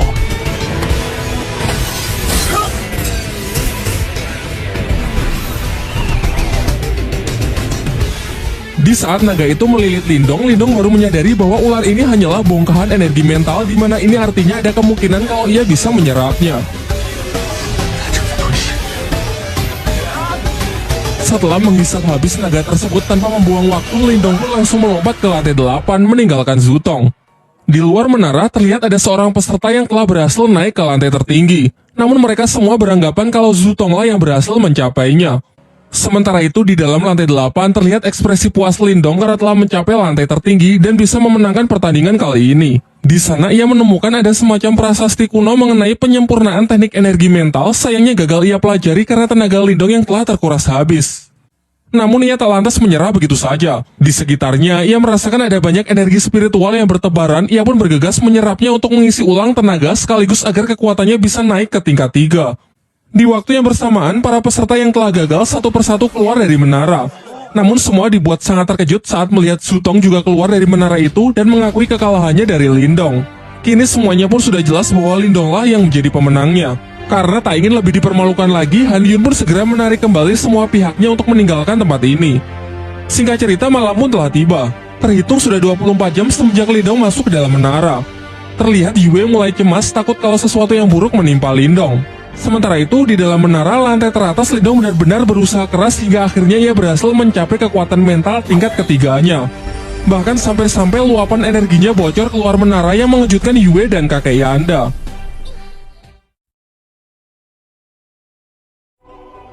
Terhitung sudah lebih dari 24 jam Lindong berada di dalam menara yang membuat Yue semakin cemas. Sementara di lantai tertinggi, Lindong berusaha keras meningkatkan kekuatannya hingga berhasil mencapai tingkat ketiga.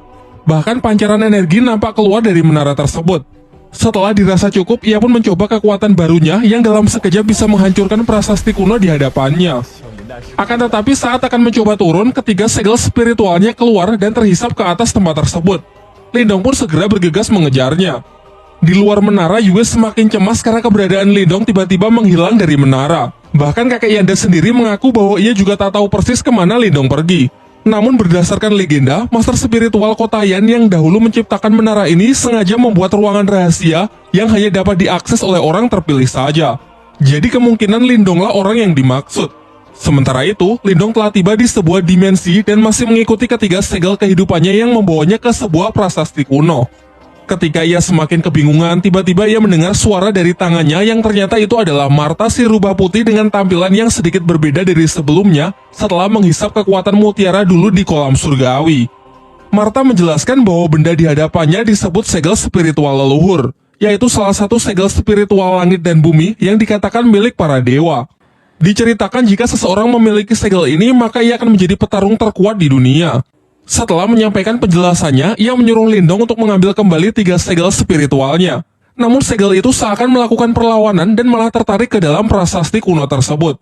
Sesaat setelahnya, tiba-tiba dimensi itu perlahan berubah menunjukkan proyeksi dataran benua yang memberitahukan lokasi dari segel spiritual leluhur lainnya.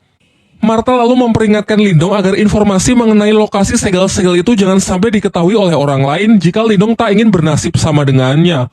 Singkat cerita, Lindong pun keluar dari menara menghampiri Yue dan kakek Yanda yang telah menunggunya. Diperlihatkan sang kakek sangat senang dan bangga karena Lindong telah membantunya memenangkan pertandingan.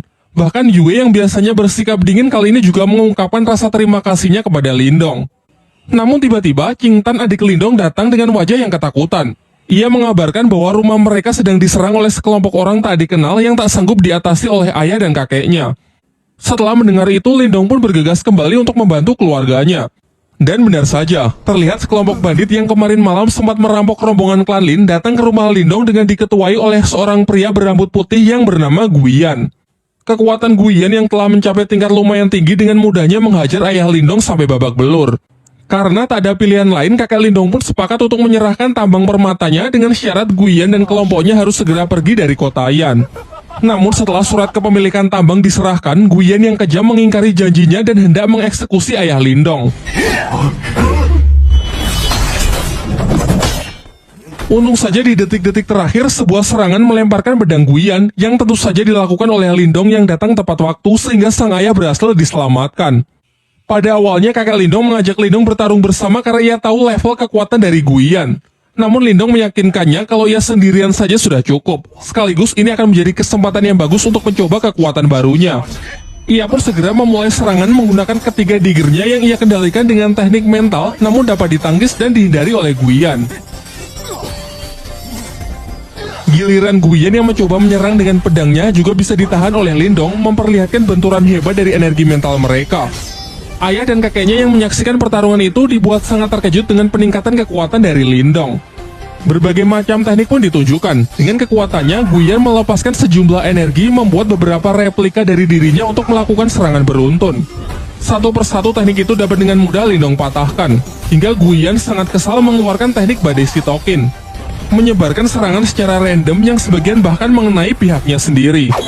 Sementara Lindong juga tak menahan diri lagi dengan melepaskan teknik laser cahaya, versi lain dari gerbang ajaib yang memiliki daya hancur jauh lebih kuat. Dan benar saja, tak hanya dapat memblokir serangan dari Guiyan, teknik ini juga mampu menghancur leburkan lawannya hingga tak bersisa. Menyaksikan bosnya terbunuh tepat di hadapannya, para bandit lain pun segera pergi karena tak ingin bernasib sama. Setelah pertarungan usai, sampailah kakek Yanda dan Yue serta Qingtan menyusul Lindong. Kakek Yanda menjelaskan bahwa kekuatan Lindong kini telah mengalami peningkatan yang sangat besar.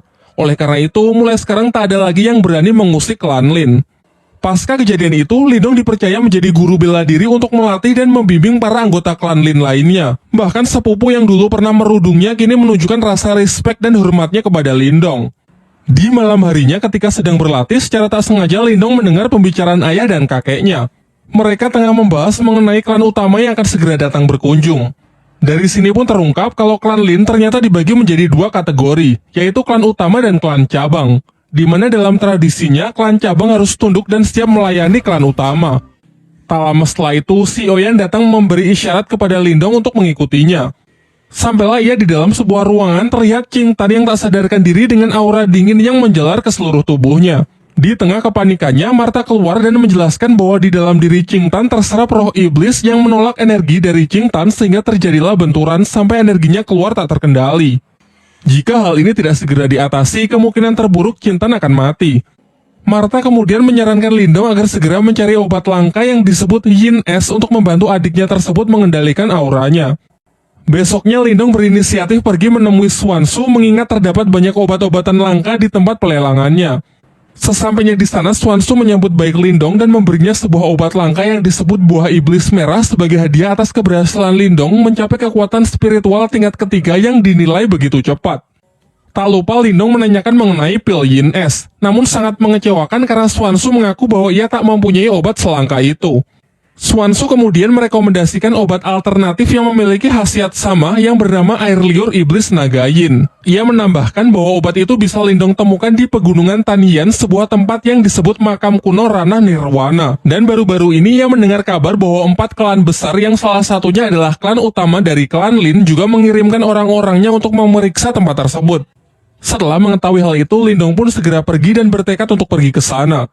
Sesampainya ia di rumah, ia mengecek kembali kondisi Qingtan yang sudah sedikit membaik. Namun untuk bisa sepenuhnya menyembuhkan penyakit dari adiknya tersebut, ia tetap harus pergi ke makam kuno untuk menemukan obatnya. Martha pun sepakat untuk membantunya dengan syarat jika di sana terdapat sesuatu yang bisa memulihkan jiwa iblisnya, Lindong harus membantu mengambilnya. Di tengah pembicaraan mereka, di luar Lindong mendengar keributan.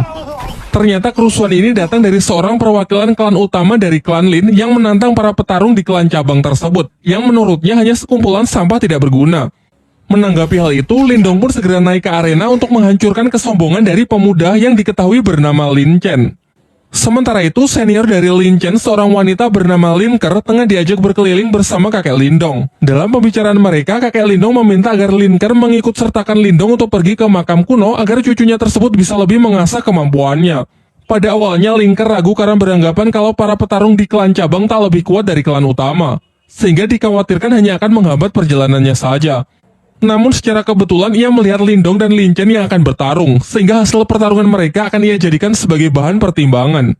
Kembali ke arena, dengan penuh percaya diri, Lin Chen pun menantang Lindong bermaksud menunjukkan kekuatan dari klan Lin yang sesungguhnya. Di awal pertarungan, Lindong berusaha menjaga jarak untuk menganalisis gaya bertarung serta level dari lawannya terlebih dahulu. Setelah mengetahui lawannya tipe petarung jarak dekat, ia menyerangnya menggunakan pedang yang ia kendalikan menggunakan kekuatan mental dan berhasil menjatuhkan Lin Chen keluar arena. 居然敢阴我！ Namun Lin Chen yang masih belum terima memusatkan kekuatannya di kedua tangan lalu melompat dengan serangan cakarnya. Sementara Lindong berusaha bertahan dengan teknik gerbang ajaibnya. Terlihat Lin Chen cukup sukses menghancurkan pertahanan dari Lindong. Sayangnya ini hanya jebakan karena pecahan dari energi mental Lindong menyerang Lin Chen. Pertarungan berakhir dengan teknik Borkeong membuat Lin Chen terpaksa untuk menyerah. Di sisi lain, Lin Ker yang cukup terkesan dengan bakat luar biasa dari klan cabang akhirnya sepakat untuk mengajak Lindong ikut serta dalam ekspedisinya ke makam kuno. Singkat cerita, keesokan harinya Lindong pun berangkat dengan mengajak Si Oyen ikut serta dalam rombongan klan utama ke makam kuno. Di tengah perjalanan ia melihat banyak mayat-mayat yang berserakan ulah dari para bandit. Lin Ker juga menjelaskan kalau sekarang mereka telah memasuki pegunungan Tianyan, sehingga ia menyuruh semuanya agar tetap waspada karena mulai dari sini perjalanan pasti akan menjadi semakin berbahaya. Di malam harinya mereka memutuskan untuk berkemah di tengah hutan. Diperlihatkan Lindong yang masih terjaga karena ingin terus waspada, berbeda dengan Lin Chen yang sudah tertidur pulas. Lin Ker lalu menghampiri Lindong dan menjelaskan bahwa di luar makam kuno terdapat sebuah segel yang sangat kuat yang hanya bisa dibuka dengan menggabungkan setidaknya 4 kekuatan spiritual tingkat ketiga. Ia menambahkan bahwa kita saja masih belum cukup, sehingga dibutuhkan seseorang dari klannya yang akan segera menyusul yang bernama Lin Langtian. Seketika ekspresi Lindong pun langsung berubah karena Lin Langtian adalah orang yang dulu pernah mengalahkan ayahnya. Di tengah obrolannya mereka merasakan kalau ada orang yang sedang mengawasi mereka. Dan benar saja, di balik pepohonan yang gelap muncul sekelompok bandit yang mereka bicarakan di perjalanan tadi siang. Bandit-bandit itu telah mengepung mereka yang diketahui oleh seorang pria bernama Song Dao. Tanpa membuang waktu, Lin Ker pun segera bertindak dengan santainya menghabisi satu persatu dari bandit tersebut. Sementara Lindong dengan berani menantang si ketua bandit untuk bertarung 1 lawan 1.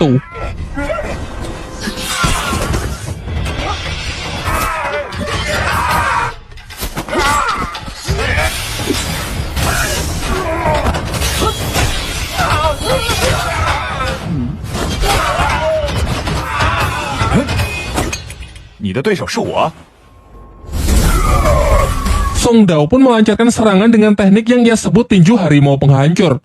Sedangkan Lindong segera merapalkan tekniknya yaitu gerbang ajaib level keempat.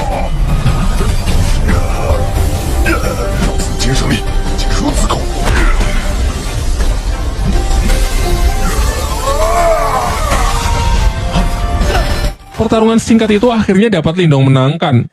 Lin Chen yang baru bangun sangat panik saat tahu kalau mereka baru saja diserang. Mendengar ceritanya dari Lin Ker, ia tak percaya kalau Lindong lah yang telah mengalahkan ketua dari para bandit itu sendirian, mengingat statusnya yang hanya dari klan cabang. Namun Lin Ker mengatakan bahwa kekuatan seseorang tidak bisa dinilai dari tingkatan klannya saja. Di pertarungan sebelumnya, Lindong sudah menunjukkan belas kasihannya karena kalau tidak Lin Chen pasti sudah almarhum.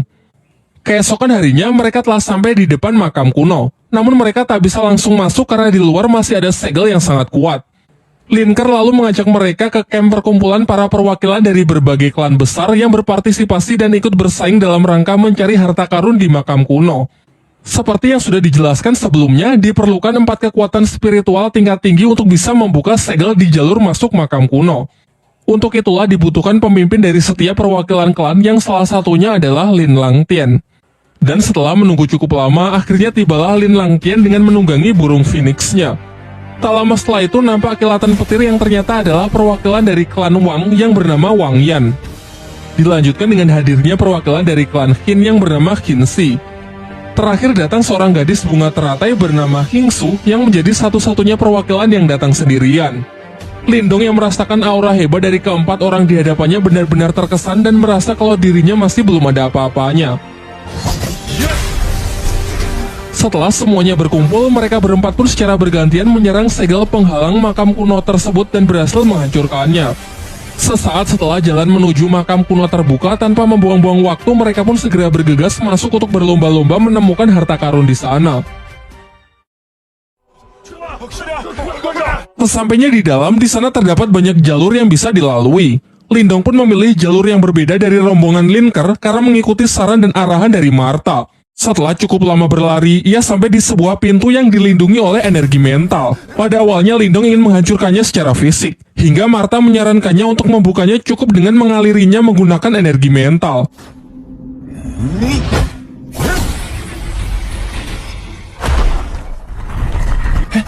果然开了。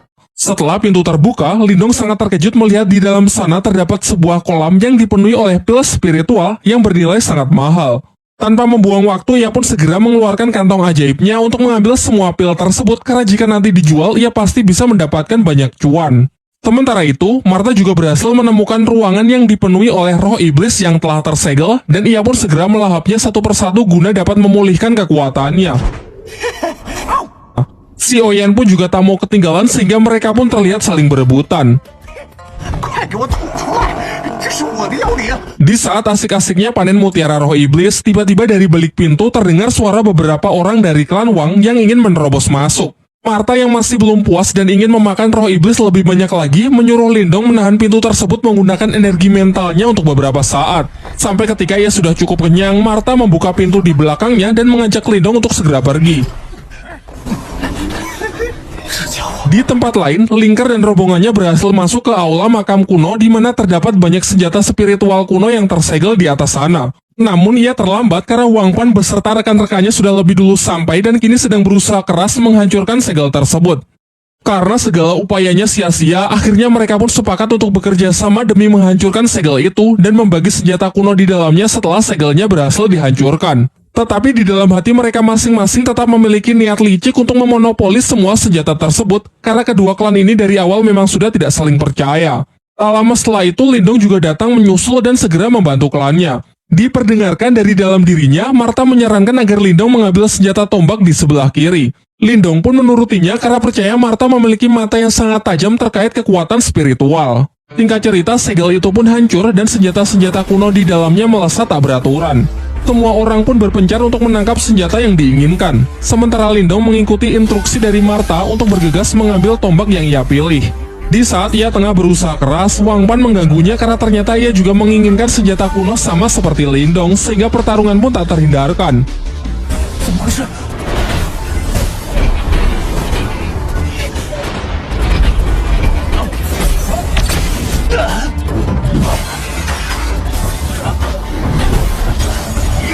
你就去死吧！ 是什么？真是残忍！ Akan tetapi Lindong lebih diuntungkan karena Martha yang berada di pihaknya turut membantu mengatasi serangan putaran roda emas yang dilancarkan oleh Wang Pan. Sampai akhirnya Lindong pun berhasil menangkap senjata kuno tersebut dan langsung meneteskan darahnya ke batang tombak agar tombak itu bisa mendapatkan tuannya. Sementara Wang Pan yang sangat kesal segera menyerang Lindong dengan kekuatan penuhnya. Namun dapat Lindong tangkis dengan senjata barunya yang memiliki nama tombak pencakar langit.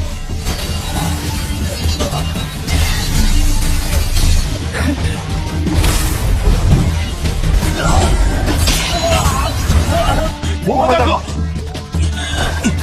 Setelah kerusuhan itu, sebenarnya Wang Pan ingin melanjutkan pertarungan mereka atas nama klan masing-masing. Namun ketika tahu Linker juga berhasil mendapatkan salah satu senjata kuno legendaris sehingga kecil kemungkinan pihaknya bisa menang, akhirnya ia pun bersedia pergi dan menarik seluruh rekannya untuk mundur. Kemudian Linker mengajak Lindong bergabung dengan rombongannya untuk menemukan harta karun paling berharga di makam kuno. Tetapi Lindong menolaknya dengan alasan ingin berkeliling sendirian saja. Singkatnya, setelah cukup lama berjalan, Lindong malah tersesat di dalam sebuah labirin. Ketika mereka sedang berusaha keras mencari jalan keluar, tiba-tiba saja dinding labirin itu bergerak saling merapat sehingga Lindong pun harus bergegas lari agar tidak terhimpit. Ketika sedang menghadapi jalan buntu, Martha yang curiga kalau ini cuma ilusi menyarankan agar Lindong tetap berlari lurus. Dan benar saja, setelah melewati dinding di depannya, ia tiba di sebuah tempat rahasia di dalam makam kuno tersebut.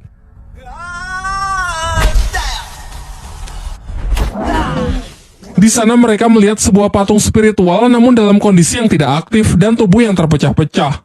Diceritakan kalau patung spiritual termasuk ke dalam senjata kuno yang dapat dikendalikan oleh orang yang memiliki energi spiritual tingkat tinggi. Karena dinilai tidak berbahaya, Lindong pun mengabaikan patung tersebut dan lebih fokus pada benda bercahaya di depannya.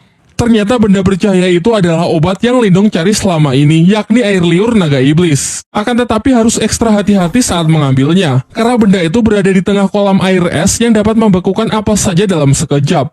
Untuk itulah Martha menyuruh Lindong untuk mengambilnya dengan teknik kekuatan mentalnya saja. Tetapi saat sedang mencoba berkonsentrasi, secara mengejutkan patung spiritual tadi aktif dan langsung menyerang Lindong. Berbagai macam serangan pun Lindong lepaskan, termasuk menggunakan tombak pencakar langit, namun tak ada satupun yang bisa menembus kulit baja dari patung tersebut.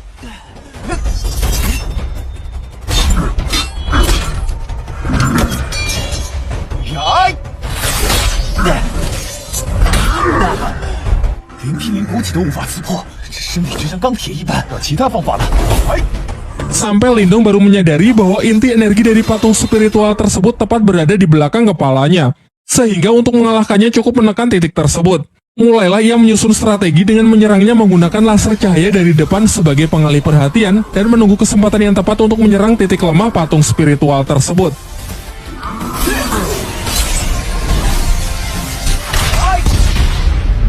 Setelah berhasil melumpuhkan si patung spiritual, Lindong kembali berkonsentrasi dan berhasil mendapatkan air liur iblis naga yang bisa ia gunakan untuk mengobati Qing Tan. Saat akan pergi karena sudah berhasil mendapatkan apa yang ia cari, tiba-tiba patung spiritual yang jauh lebih kuat jatuh tepat di belakangnya. Namun Martha sudah memastikan kalau patung yang satu ini benar-benar dalam kondisi yang sedang tidak aktif karena energi di dalamnya sudah habis. Ia kemudian menyuruh Lindong untuk mengalirinya dengan energi spiritual miliknya agar patung ini bisa menjadi miliknya dan nanti dapat ia manfaatkan dalam berlatih. Merasa misinya telah terselesaikan, Lindong pun ingin segera pergi keluar dari makam kuno namun malah tersesat di hamparan lava panas akibat mengikuti arahan dari Martha yang sok-sokan tahu jalan. Karena sudah terlanjur sampai sejauh ini, mereka pun berniat pergi ke seberang lautan lava untuk melihat kuil dari si pemilik makam kuno. Ia kemudian menyuruh si Oyen untuk menunggunya di daratan karena menyeberangi tempat ini menurutnya akan sangat berbahaya.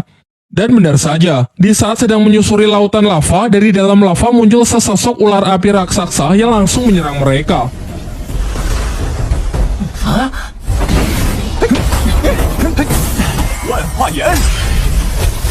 Awalnya Lindong sangat kesulitan mengatasinya karena setiap serangan yang ia lancarkan justru ditelan oleh ular tersebut.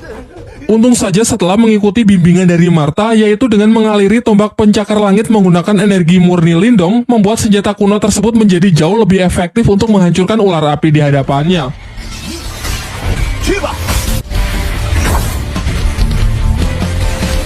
Sayangnya setelah satu ular dapat ia hancurkan, muncul lagi ular lain yang seakan tak pernah ada habisnya. Terhitung sudah 9 kali ia mengalahkan si ular api yang membuat tenaganya kini semakin terkuras. Sampai akhirnya di ular api yang ke-10, Lindong mulai berpikir bahwa kemungkinan lautan lava ini hanyalah sebuah ilusi sama seperti labirin sebelumnya. Ia pun kemudian memberanikan diri untuk terjun ke dalam lava meskipun sangat beresiko karena jika dugaannya salah dan lava ini benar-benar nyata, maka tubuhnya akan langsung hancur tak bersisa.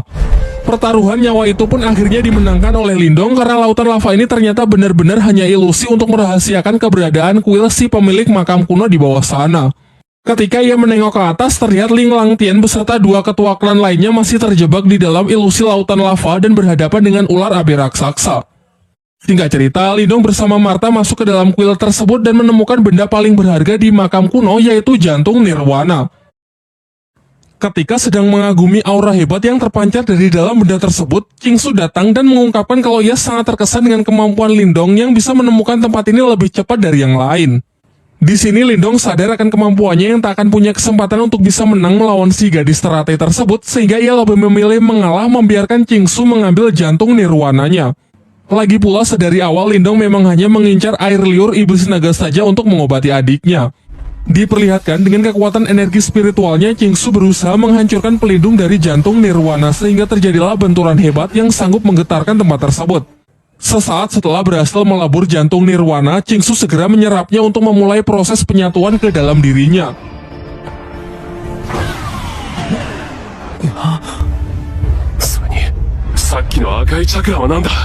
Sementara itu, Lindong yang masih melihat-lihat seisi ruangan secara tak sengaja menemukan peti mati dari si pemilik makam kuno dan ia pun menyampaikan rasa terima kasihnya di hadapan peti mati tersebut.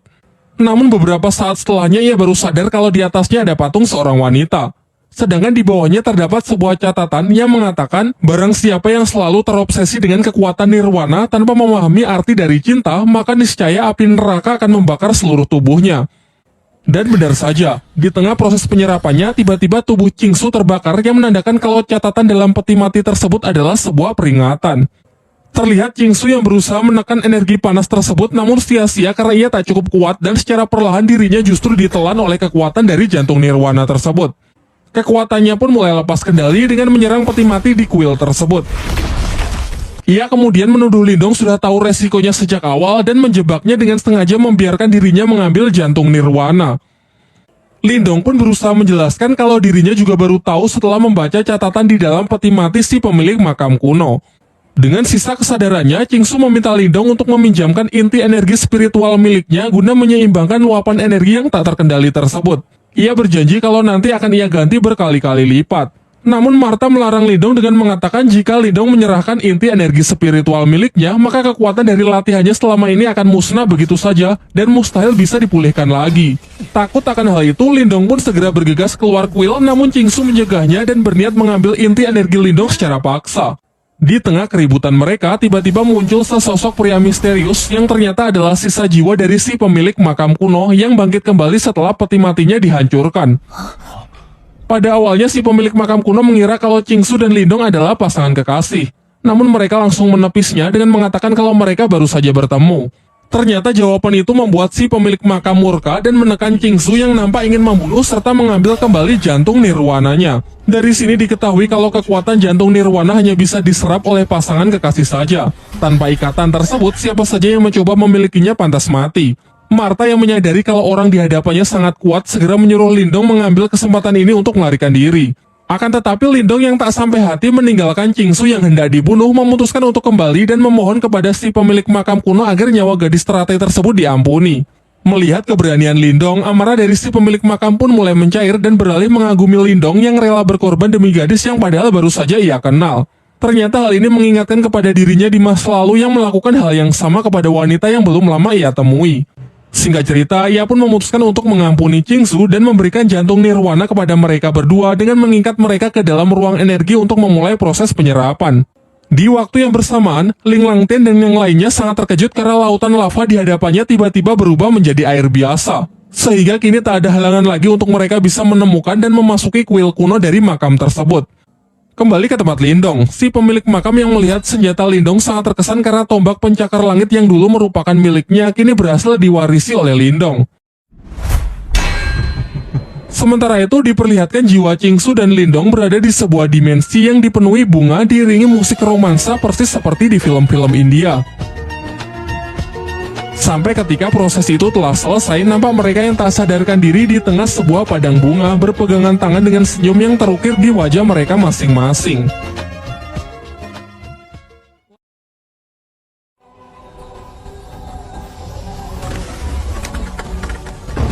Setelah proses selesai, Lindong segera keluar dari kepulan asap dan berlari meninggalkan kuil. Dari arah belakang, Qingsu yang sangat marah menyerangnya dan mengatakan kalau Lindong harus mati karena telah berani menodainya. Meskipun Lindong sudah berusaha menjelaskan kalau tadi hanya ingin menolong saja.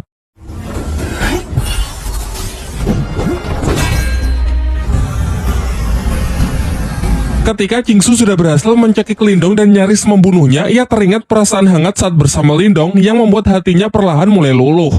Di tengah keributan tersebut, Ling Langtian beserta dua ketua tim lainnya sudah sampai dan langsung menerobos ke dalam kuil untuk mengambil jantung nirwana. Dan tentu saja benda tersebut sudah tidak ada. Tetapi mereka nampak tak keberatan jika memang Qingsu yang lebih awal sampai dan mengambil jantung nirwana tersebut terlebih dahulu. Setelah percakapan singkat itu, Qingsu menarik tangan Lindong dan berbisik tentang urusan dengan Lindong yang belum selesai. Di waktu yang bersamaan, Lin Ke dan para anggota klan lainnya datang ke kuil makam kuno. Diperlihatkan, Wang Pan mengadukan kepada seniornya yang bernama Wang Yan kalau Lindonglah yang telah berebut senjata spiritual miliknya, yakni tombak pencakar langit. Qingsu yang tak ingin ikut campur dalam pertikaian itu sehingga memutuskan untuk keluar terlebih dahulu dan menunda urusannya dengan Lindong. Sementara Lindong menanggapi tuduhan tersebut tegas mengatakan kalau sejak awal seluruh benda di makam kuno bukan milik siapapun sehingga karena ialah yang mengambilnya terlebih dahulu maka benda tersebut otomatis menjadi miliknya. Akan tetapi Wang Yan yang sama sekali tidak peduli dengan argumen Lindong, ia tetap ingin Lindong menyerahkan senjata tersebut kepada juniornya sebelum Lindong menyesal. 要战便战， Di sisinya, Lingker mencoba membela Lindong dan bersedia bersaksi bahwa Lindong memang tidak bersalah. Namun ucapannya tersebut justru dihentikan oleh Lin Langtian. Terlebih lagi saat tahu kalau Lindong hanyalah anggota dari klan cabang, ia malah ikut mengintimidasinya karena merasa kalau Lindong hanya mempermalukan nama baik dari klannya saja. Lin Langtian kemudian memerintahkan Lindong agar meminta maaf kepada klan Wang dan menyerahkan tombak pencakar langit tersebut kepada Wang Pan. Bukannya menurut, Lindong pun malah dibuat semakin emosi mengingat ia sebenarnya juga menyimpan dendam kepada Lin Langtian yang dulu pernah mengalahkan ayahnya. Namun sayangnya sampai detik ini perbedaan kekuatan mereka masih terlalu jauh. Terlihat hanya dengan hentakan kaki ia bisa mengintimidasi seluruh ruangan. Dilanjutkan dengan serangan bola api tingkat tinggi yang benar-benar mampu menekan Lindong. Walaupun ia sudah bertahan menggunakan senjata spiritualnya. Diperdengarkan dari dalam dirinya, Martha mengatakan jika Lindong mengerahkan seluruh kekuatannya sekarang, maka persentase ia menang hanyalah 20%. Kecilnya kemungkinan tersebut membuat Lindong sadar betapa besarnya perbedaan kekuatan di antara mereka sampai saat ini.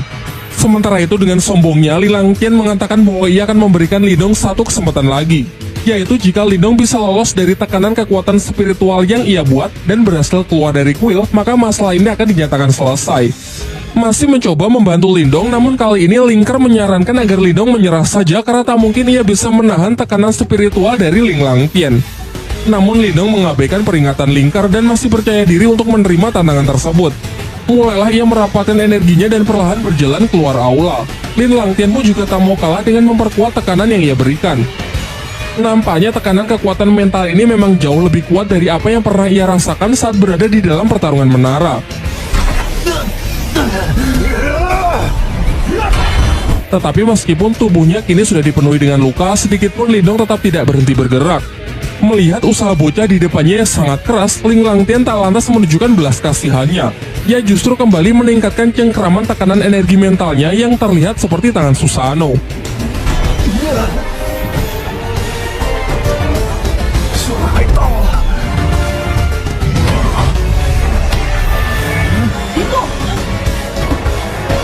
Ketika Lindong sudah benar-benar kehabisan tenaga dan nyaris hilang kesadaran, ia teringat mengenai adik dan keluarganya yang seketika membangkitkan semangat dan energinya sehingga ia berhasil menang dengan menginjakan kakinya tepat di luar kuil.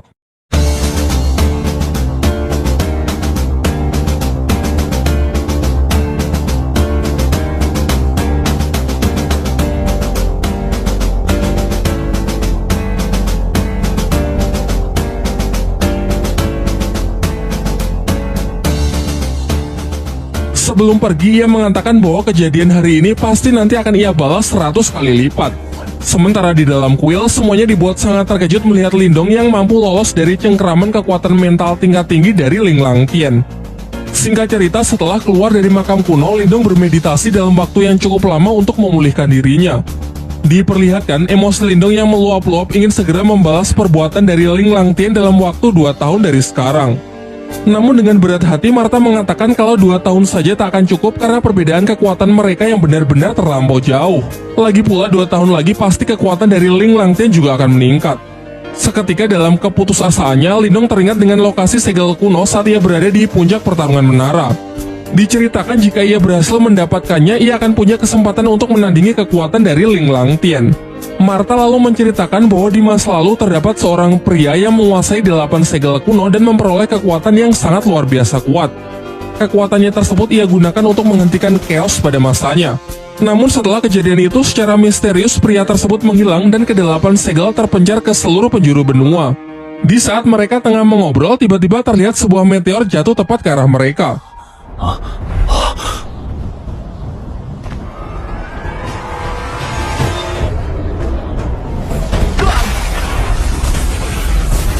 Dan ternyata bukannya meteor, melainkan tombak naga emas milik Wang Yan, ketua klan Wang yang tadi sempat bersinggung tegang dengan Lindong.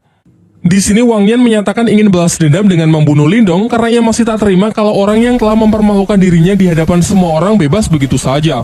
Sementara itu, Lindong yang berpikir kalau Wang Yan ini tak lebih kuat dari Ling Langtian sehingga ia berniat untuk meladeninya. Namun sebelum pertarungan dimulai, Lindong memberikan obat Qingtan kepada Xiao Yan lalu menyuruhnya untuk segera pergi terlebih dahulu. Pertarungan pun dibuka dengan tinju kekuatan mental dari Wang Yan dan berhasil ditangkis cukup mudah oleh Lindong. Giliran Lindong yang melancarkan serangannya yakni laser cahaya. Namun serangannya tersebut tak mampu membuat Wang Yan bergerak satu jari pun. Dilanjutkan oleh Wang Yan dengan serangan balasan super kuat yang ia sebut telapak tangan iblis.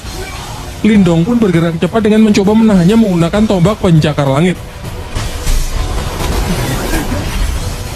Dari sini ia baru sadar bahwa pemilik makam kuno telah menanamkan beberapa teknik rahasia sehingga kini tombaknya menjadi jauh lebih kuat.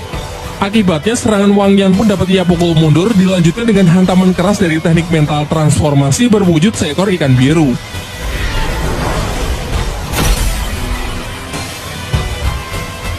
Melihat kekuatan Lindong yang berada di luar perkiraannya, memaksa Wang Yan bertarung lebih serius dengan mengandalkan senjata tombak naga emasnya.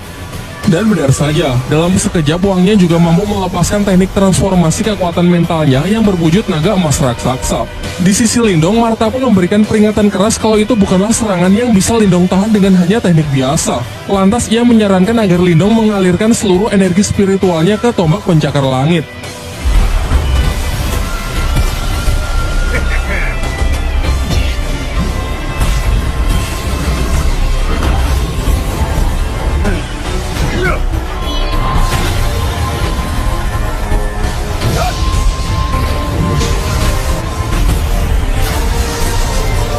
Bentrokan kekuatan dahsyat tersebut melemparkan Lindong menghantam keras batu jauh di belakangnya. Sama halnya dengan Wang Yan yang juga jatuh syok menyaksikan bocah di hadapannya mampu mengimbangi serangan pamungkasnya. Ia makin kesal dong, dilancarkanlah serangan jarak dekat untuk segera menghabisi Lindong.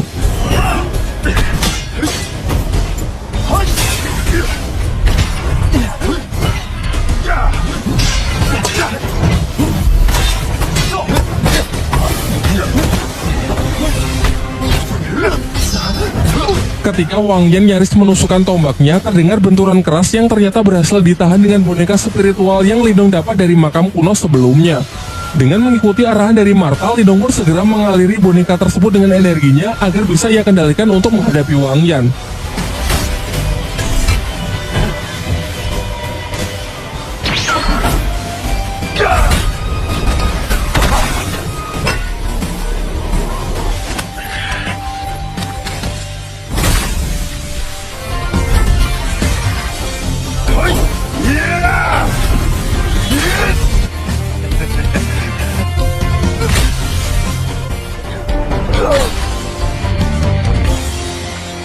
Di saat pertarungan telah berakhir, Lindong berniat langsung membunuh Wang Yan, namun sebuah penghalang ungu misterius mencegahnya.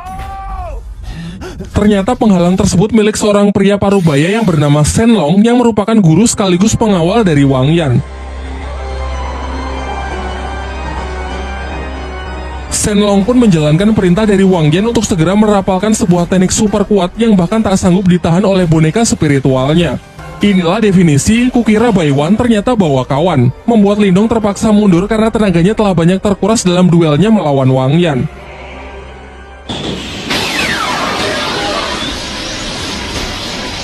Ia pun semakin panik karena jurus dari Shen Long ternyata dengan cepat terus mengejarnya. Martha pun juga berusaha bertindak dengan menyuruh Lindong mengaliri segala rubah di tangannya agar ia bisa membantu melenyapkan serangan yang mengejarnya tersebut.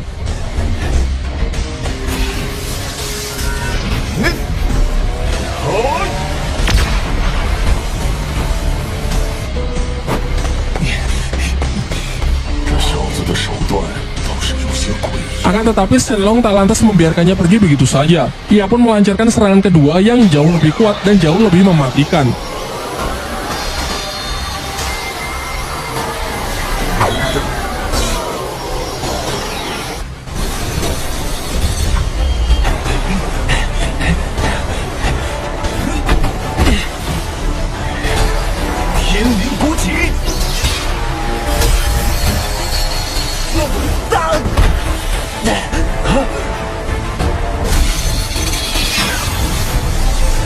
Di detik-detik sebelum serangan itu melenyapkan Lindong, Qingsu si gadis teratai datang dan berhasil menyelamatkan Lindong.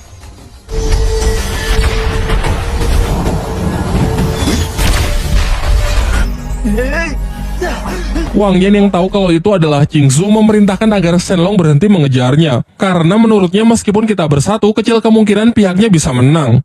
Singkat cerita, dibawalah Lindong ke sebuah tebing di mana terdapat sebuah pohon sakura besar yang sedang berguguran. Qingsu kemudian menyuruh Lindong agar melupakan semua kejadian di makam kuno dan melarangnya untuk menceritakannya kepada orang lain. Lindong yang merasa sangat kesal berkata apakah ini karena dirinya yang masih belum cukup kuat untuk bisa disandingkan dengan dirinya. Dan pahitnya Qingsu mengiyakan hal tersebut, karena memang level mereka yang terpaut terlalu jauh. Terlebih lagi karena klannya dengan klan Lin juga tak memiliki hubungan yang cukup baik. Namun dari semua kenyataan pahit itu, Qingsu memberinya harapan dengan mengatakan akan menunggu Lindong menjadi lebih kuat. Setidaknya sampai Lindong bisa memenuhi kualifikasi untuk mengikuti sebuah pertandingan yang disebut Konferensi 100 Dinasti.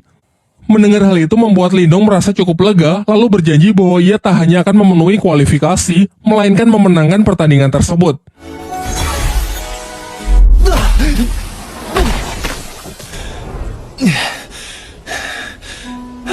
Setelah memberikan salam perpisahan, Qingsu pun bergegas pergi. Setibanya di rumah, Lindong segera menyuruh Qingtan bermeditasi untuk memulai proses penyembuhan menggunakan air liur naga yang ia dapat dari makam kuno. Namun sebelum itu, Martha sempat memperingatkan bahwa roh iblis di dalam diri adiknya tersebut sangatlah kuat, dan jika proses ini gagal, maka kemungkinan terburuk Qingtan bisa mati.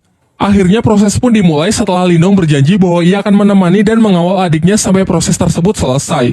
Ketika benda itu berhasil Qingtan serap, sontak tubuhnya pun diselimuti aura gelap, diikuti oleh ledakan energi yang dalam sekejap membekukan lingkungan sekitar. Seusai seluruh energi dan jiwa iblis yang selama ini bersemayam di tubuh Qingtan keluar, Lindong bergerak cepat untuk membawa adiknya yang pingsan ke tempat yang aman. Baru setelah itu, Lindong pun bertekad kuat melindungi adiknya dan melenyapkan roh iblis tersebut dengan mengandalkan tombak penyakar langit miliknya. Martha berpesan agar sangat berhati-hati karena satu serangan saja bisa langsung membekukan seluruh tubuh Lindong. Oleh karena itu, ia akan tetap berusaha menjaga jarak dengan hanya melancarkan serangan dari jarak jauh. Namun serangan teknik mental Lindong yang berbentuk ular piton raksasa seketika langsung menjadi es dan hancur begitu saja. Bahkan serangan makhluk itu juga sama sekali tidak bisa ia tangkis sehingga Lindong hanya bisa lari dan menghindar saja. Sampai ketika sudah terdesak, ia baru sadar bahwa teknik laser cahaya miliknya adalah tipe api, sehingga bisa dikatakan tekniknya tersebut akan sangat efektif untuk digunakan melawan iblis es tersebut. Ia pun memodifikasi tekniknya menjadi tinju api, dan benar saja serangan tersebut memang benar-benar bisa meng-counter serangan es dari sang roh iblis. Di akhir pertarungan, Lindong yang telah berhasil menyegel roh iblis itu menggunakan belenggu api, menyuruh Qingtan untuk segera menyerap energi spiritualnya kembali dan memfilter menggunakan obat yang telah ia makan agar kekuatan spiritualnya bisa ia kendalikan. Singkat cerita, proses berjalan lancar dan kini Qingtan telah bisa mengendalikan kekuatannya yang dikatakan sudah hampir setara dengan Lindong. Qingtanmu sangat senang karena sekarang tak lagi hanya menjadi beban, ingin ikut serta pergi berkelana bersama Lindong. Namun Lindong mengatakan bahwa ia akan lebih tenang jika Qingtan tetap tinggal untuk menjaga klannya selagi ia tak berada di rumah. Keesokan harinya bersama Martha dan Xiaoyan, Lindong pun berangkat untuk mencari segel spiritual leluhur demi lebih mengupgrade kekuatannya.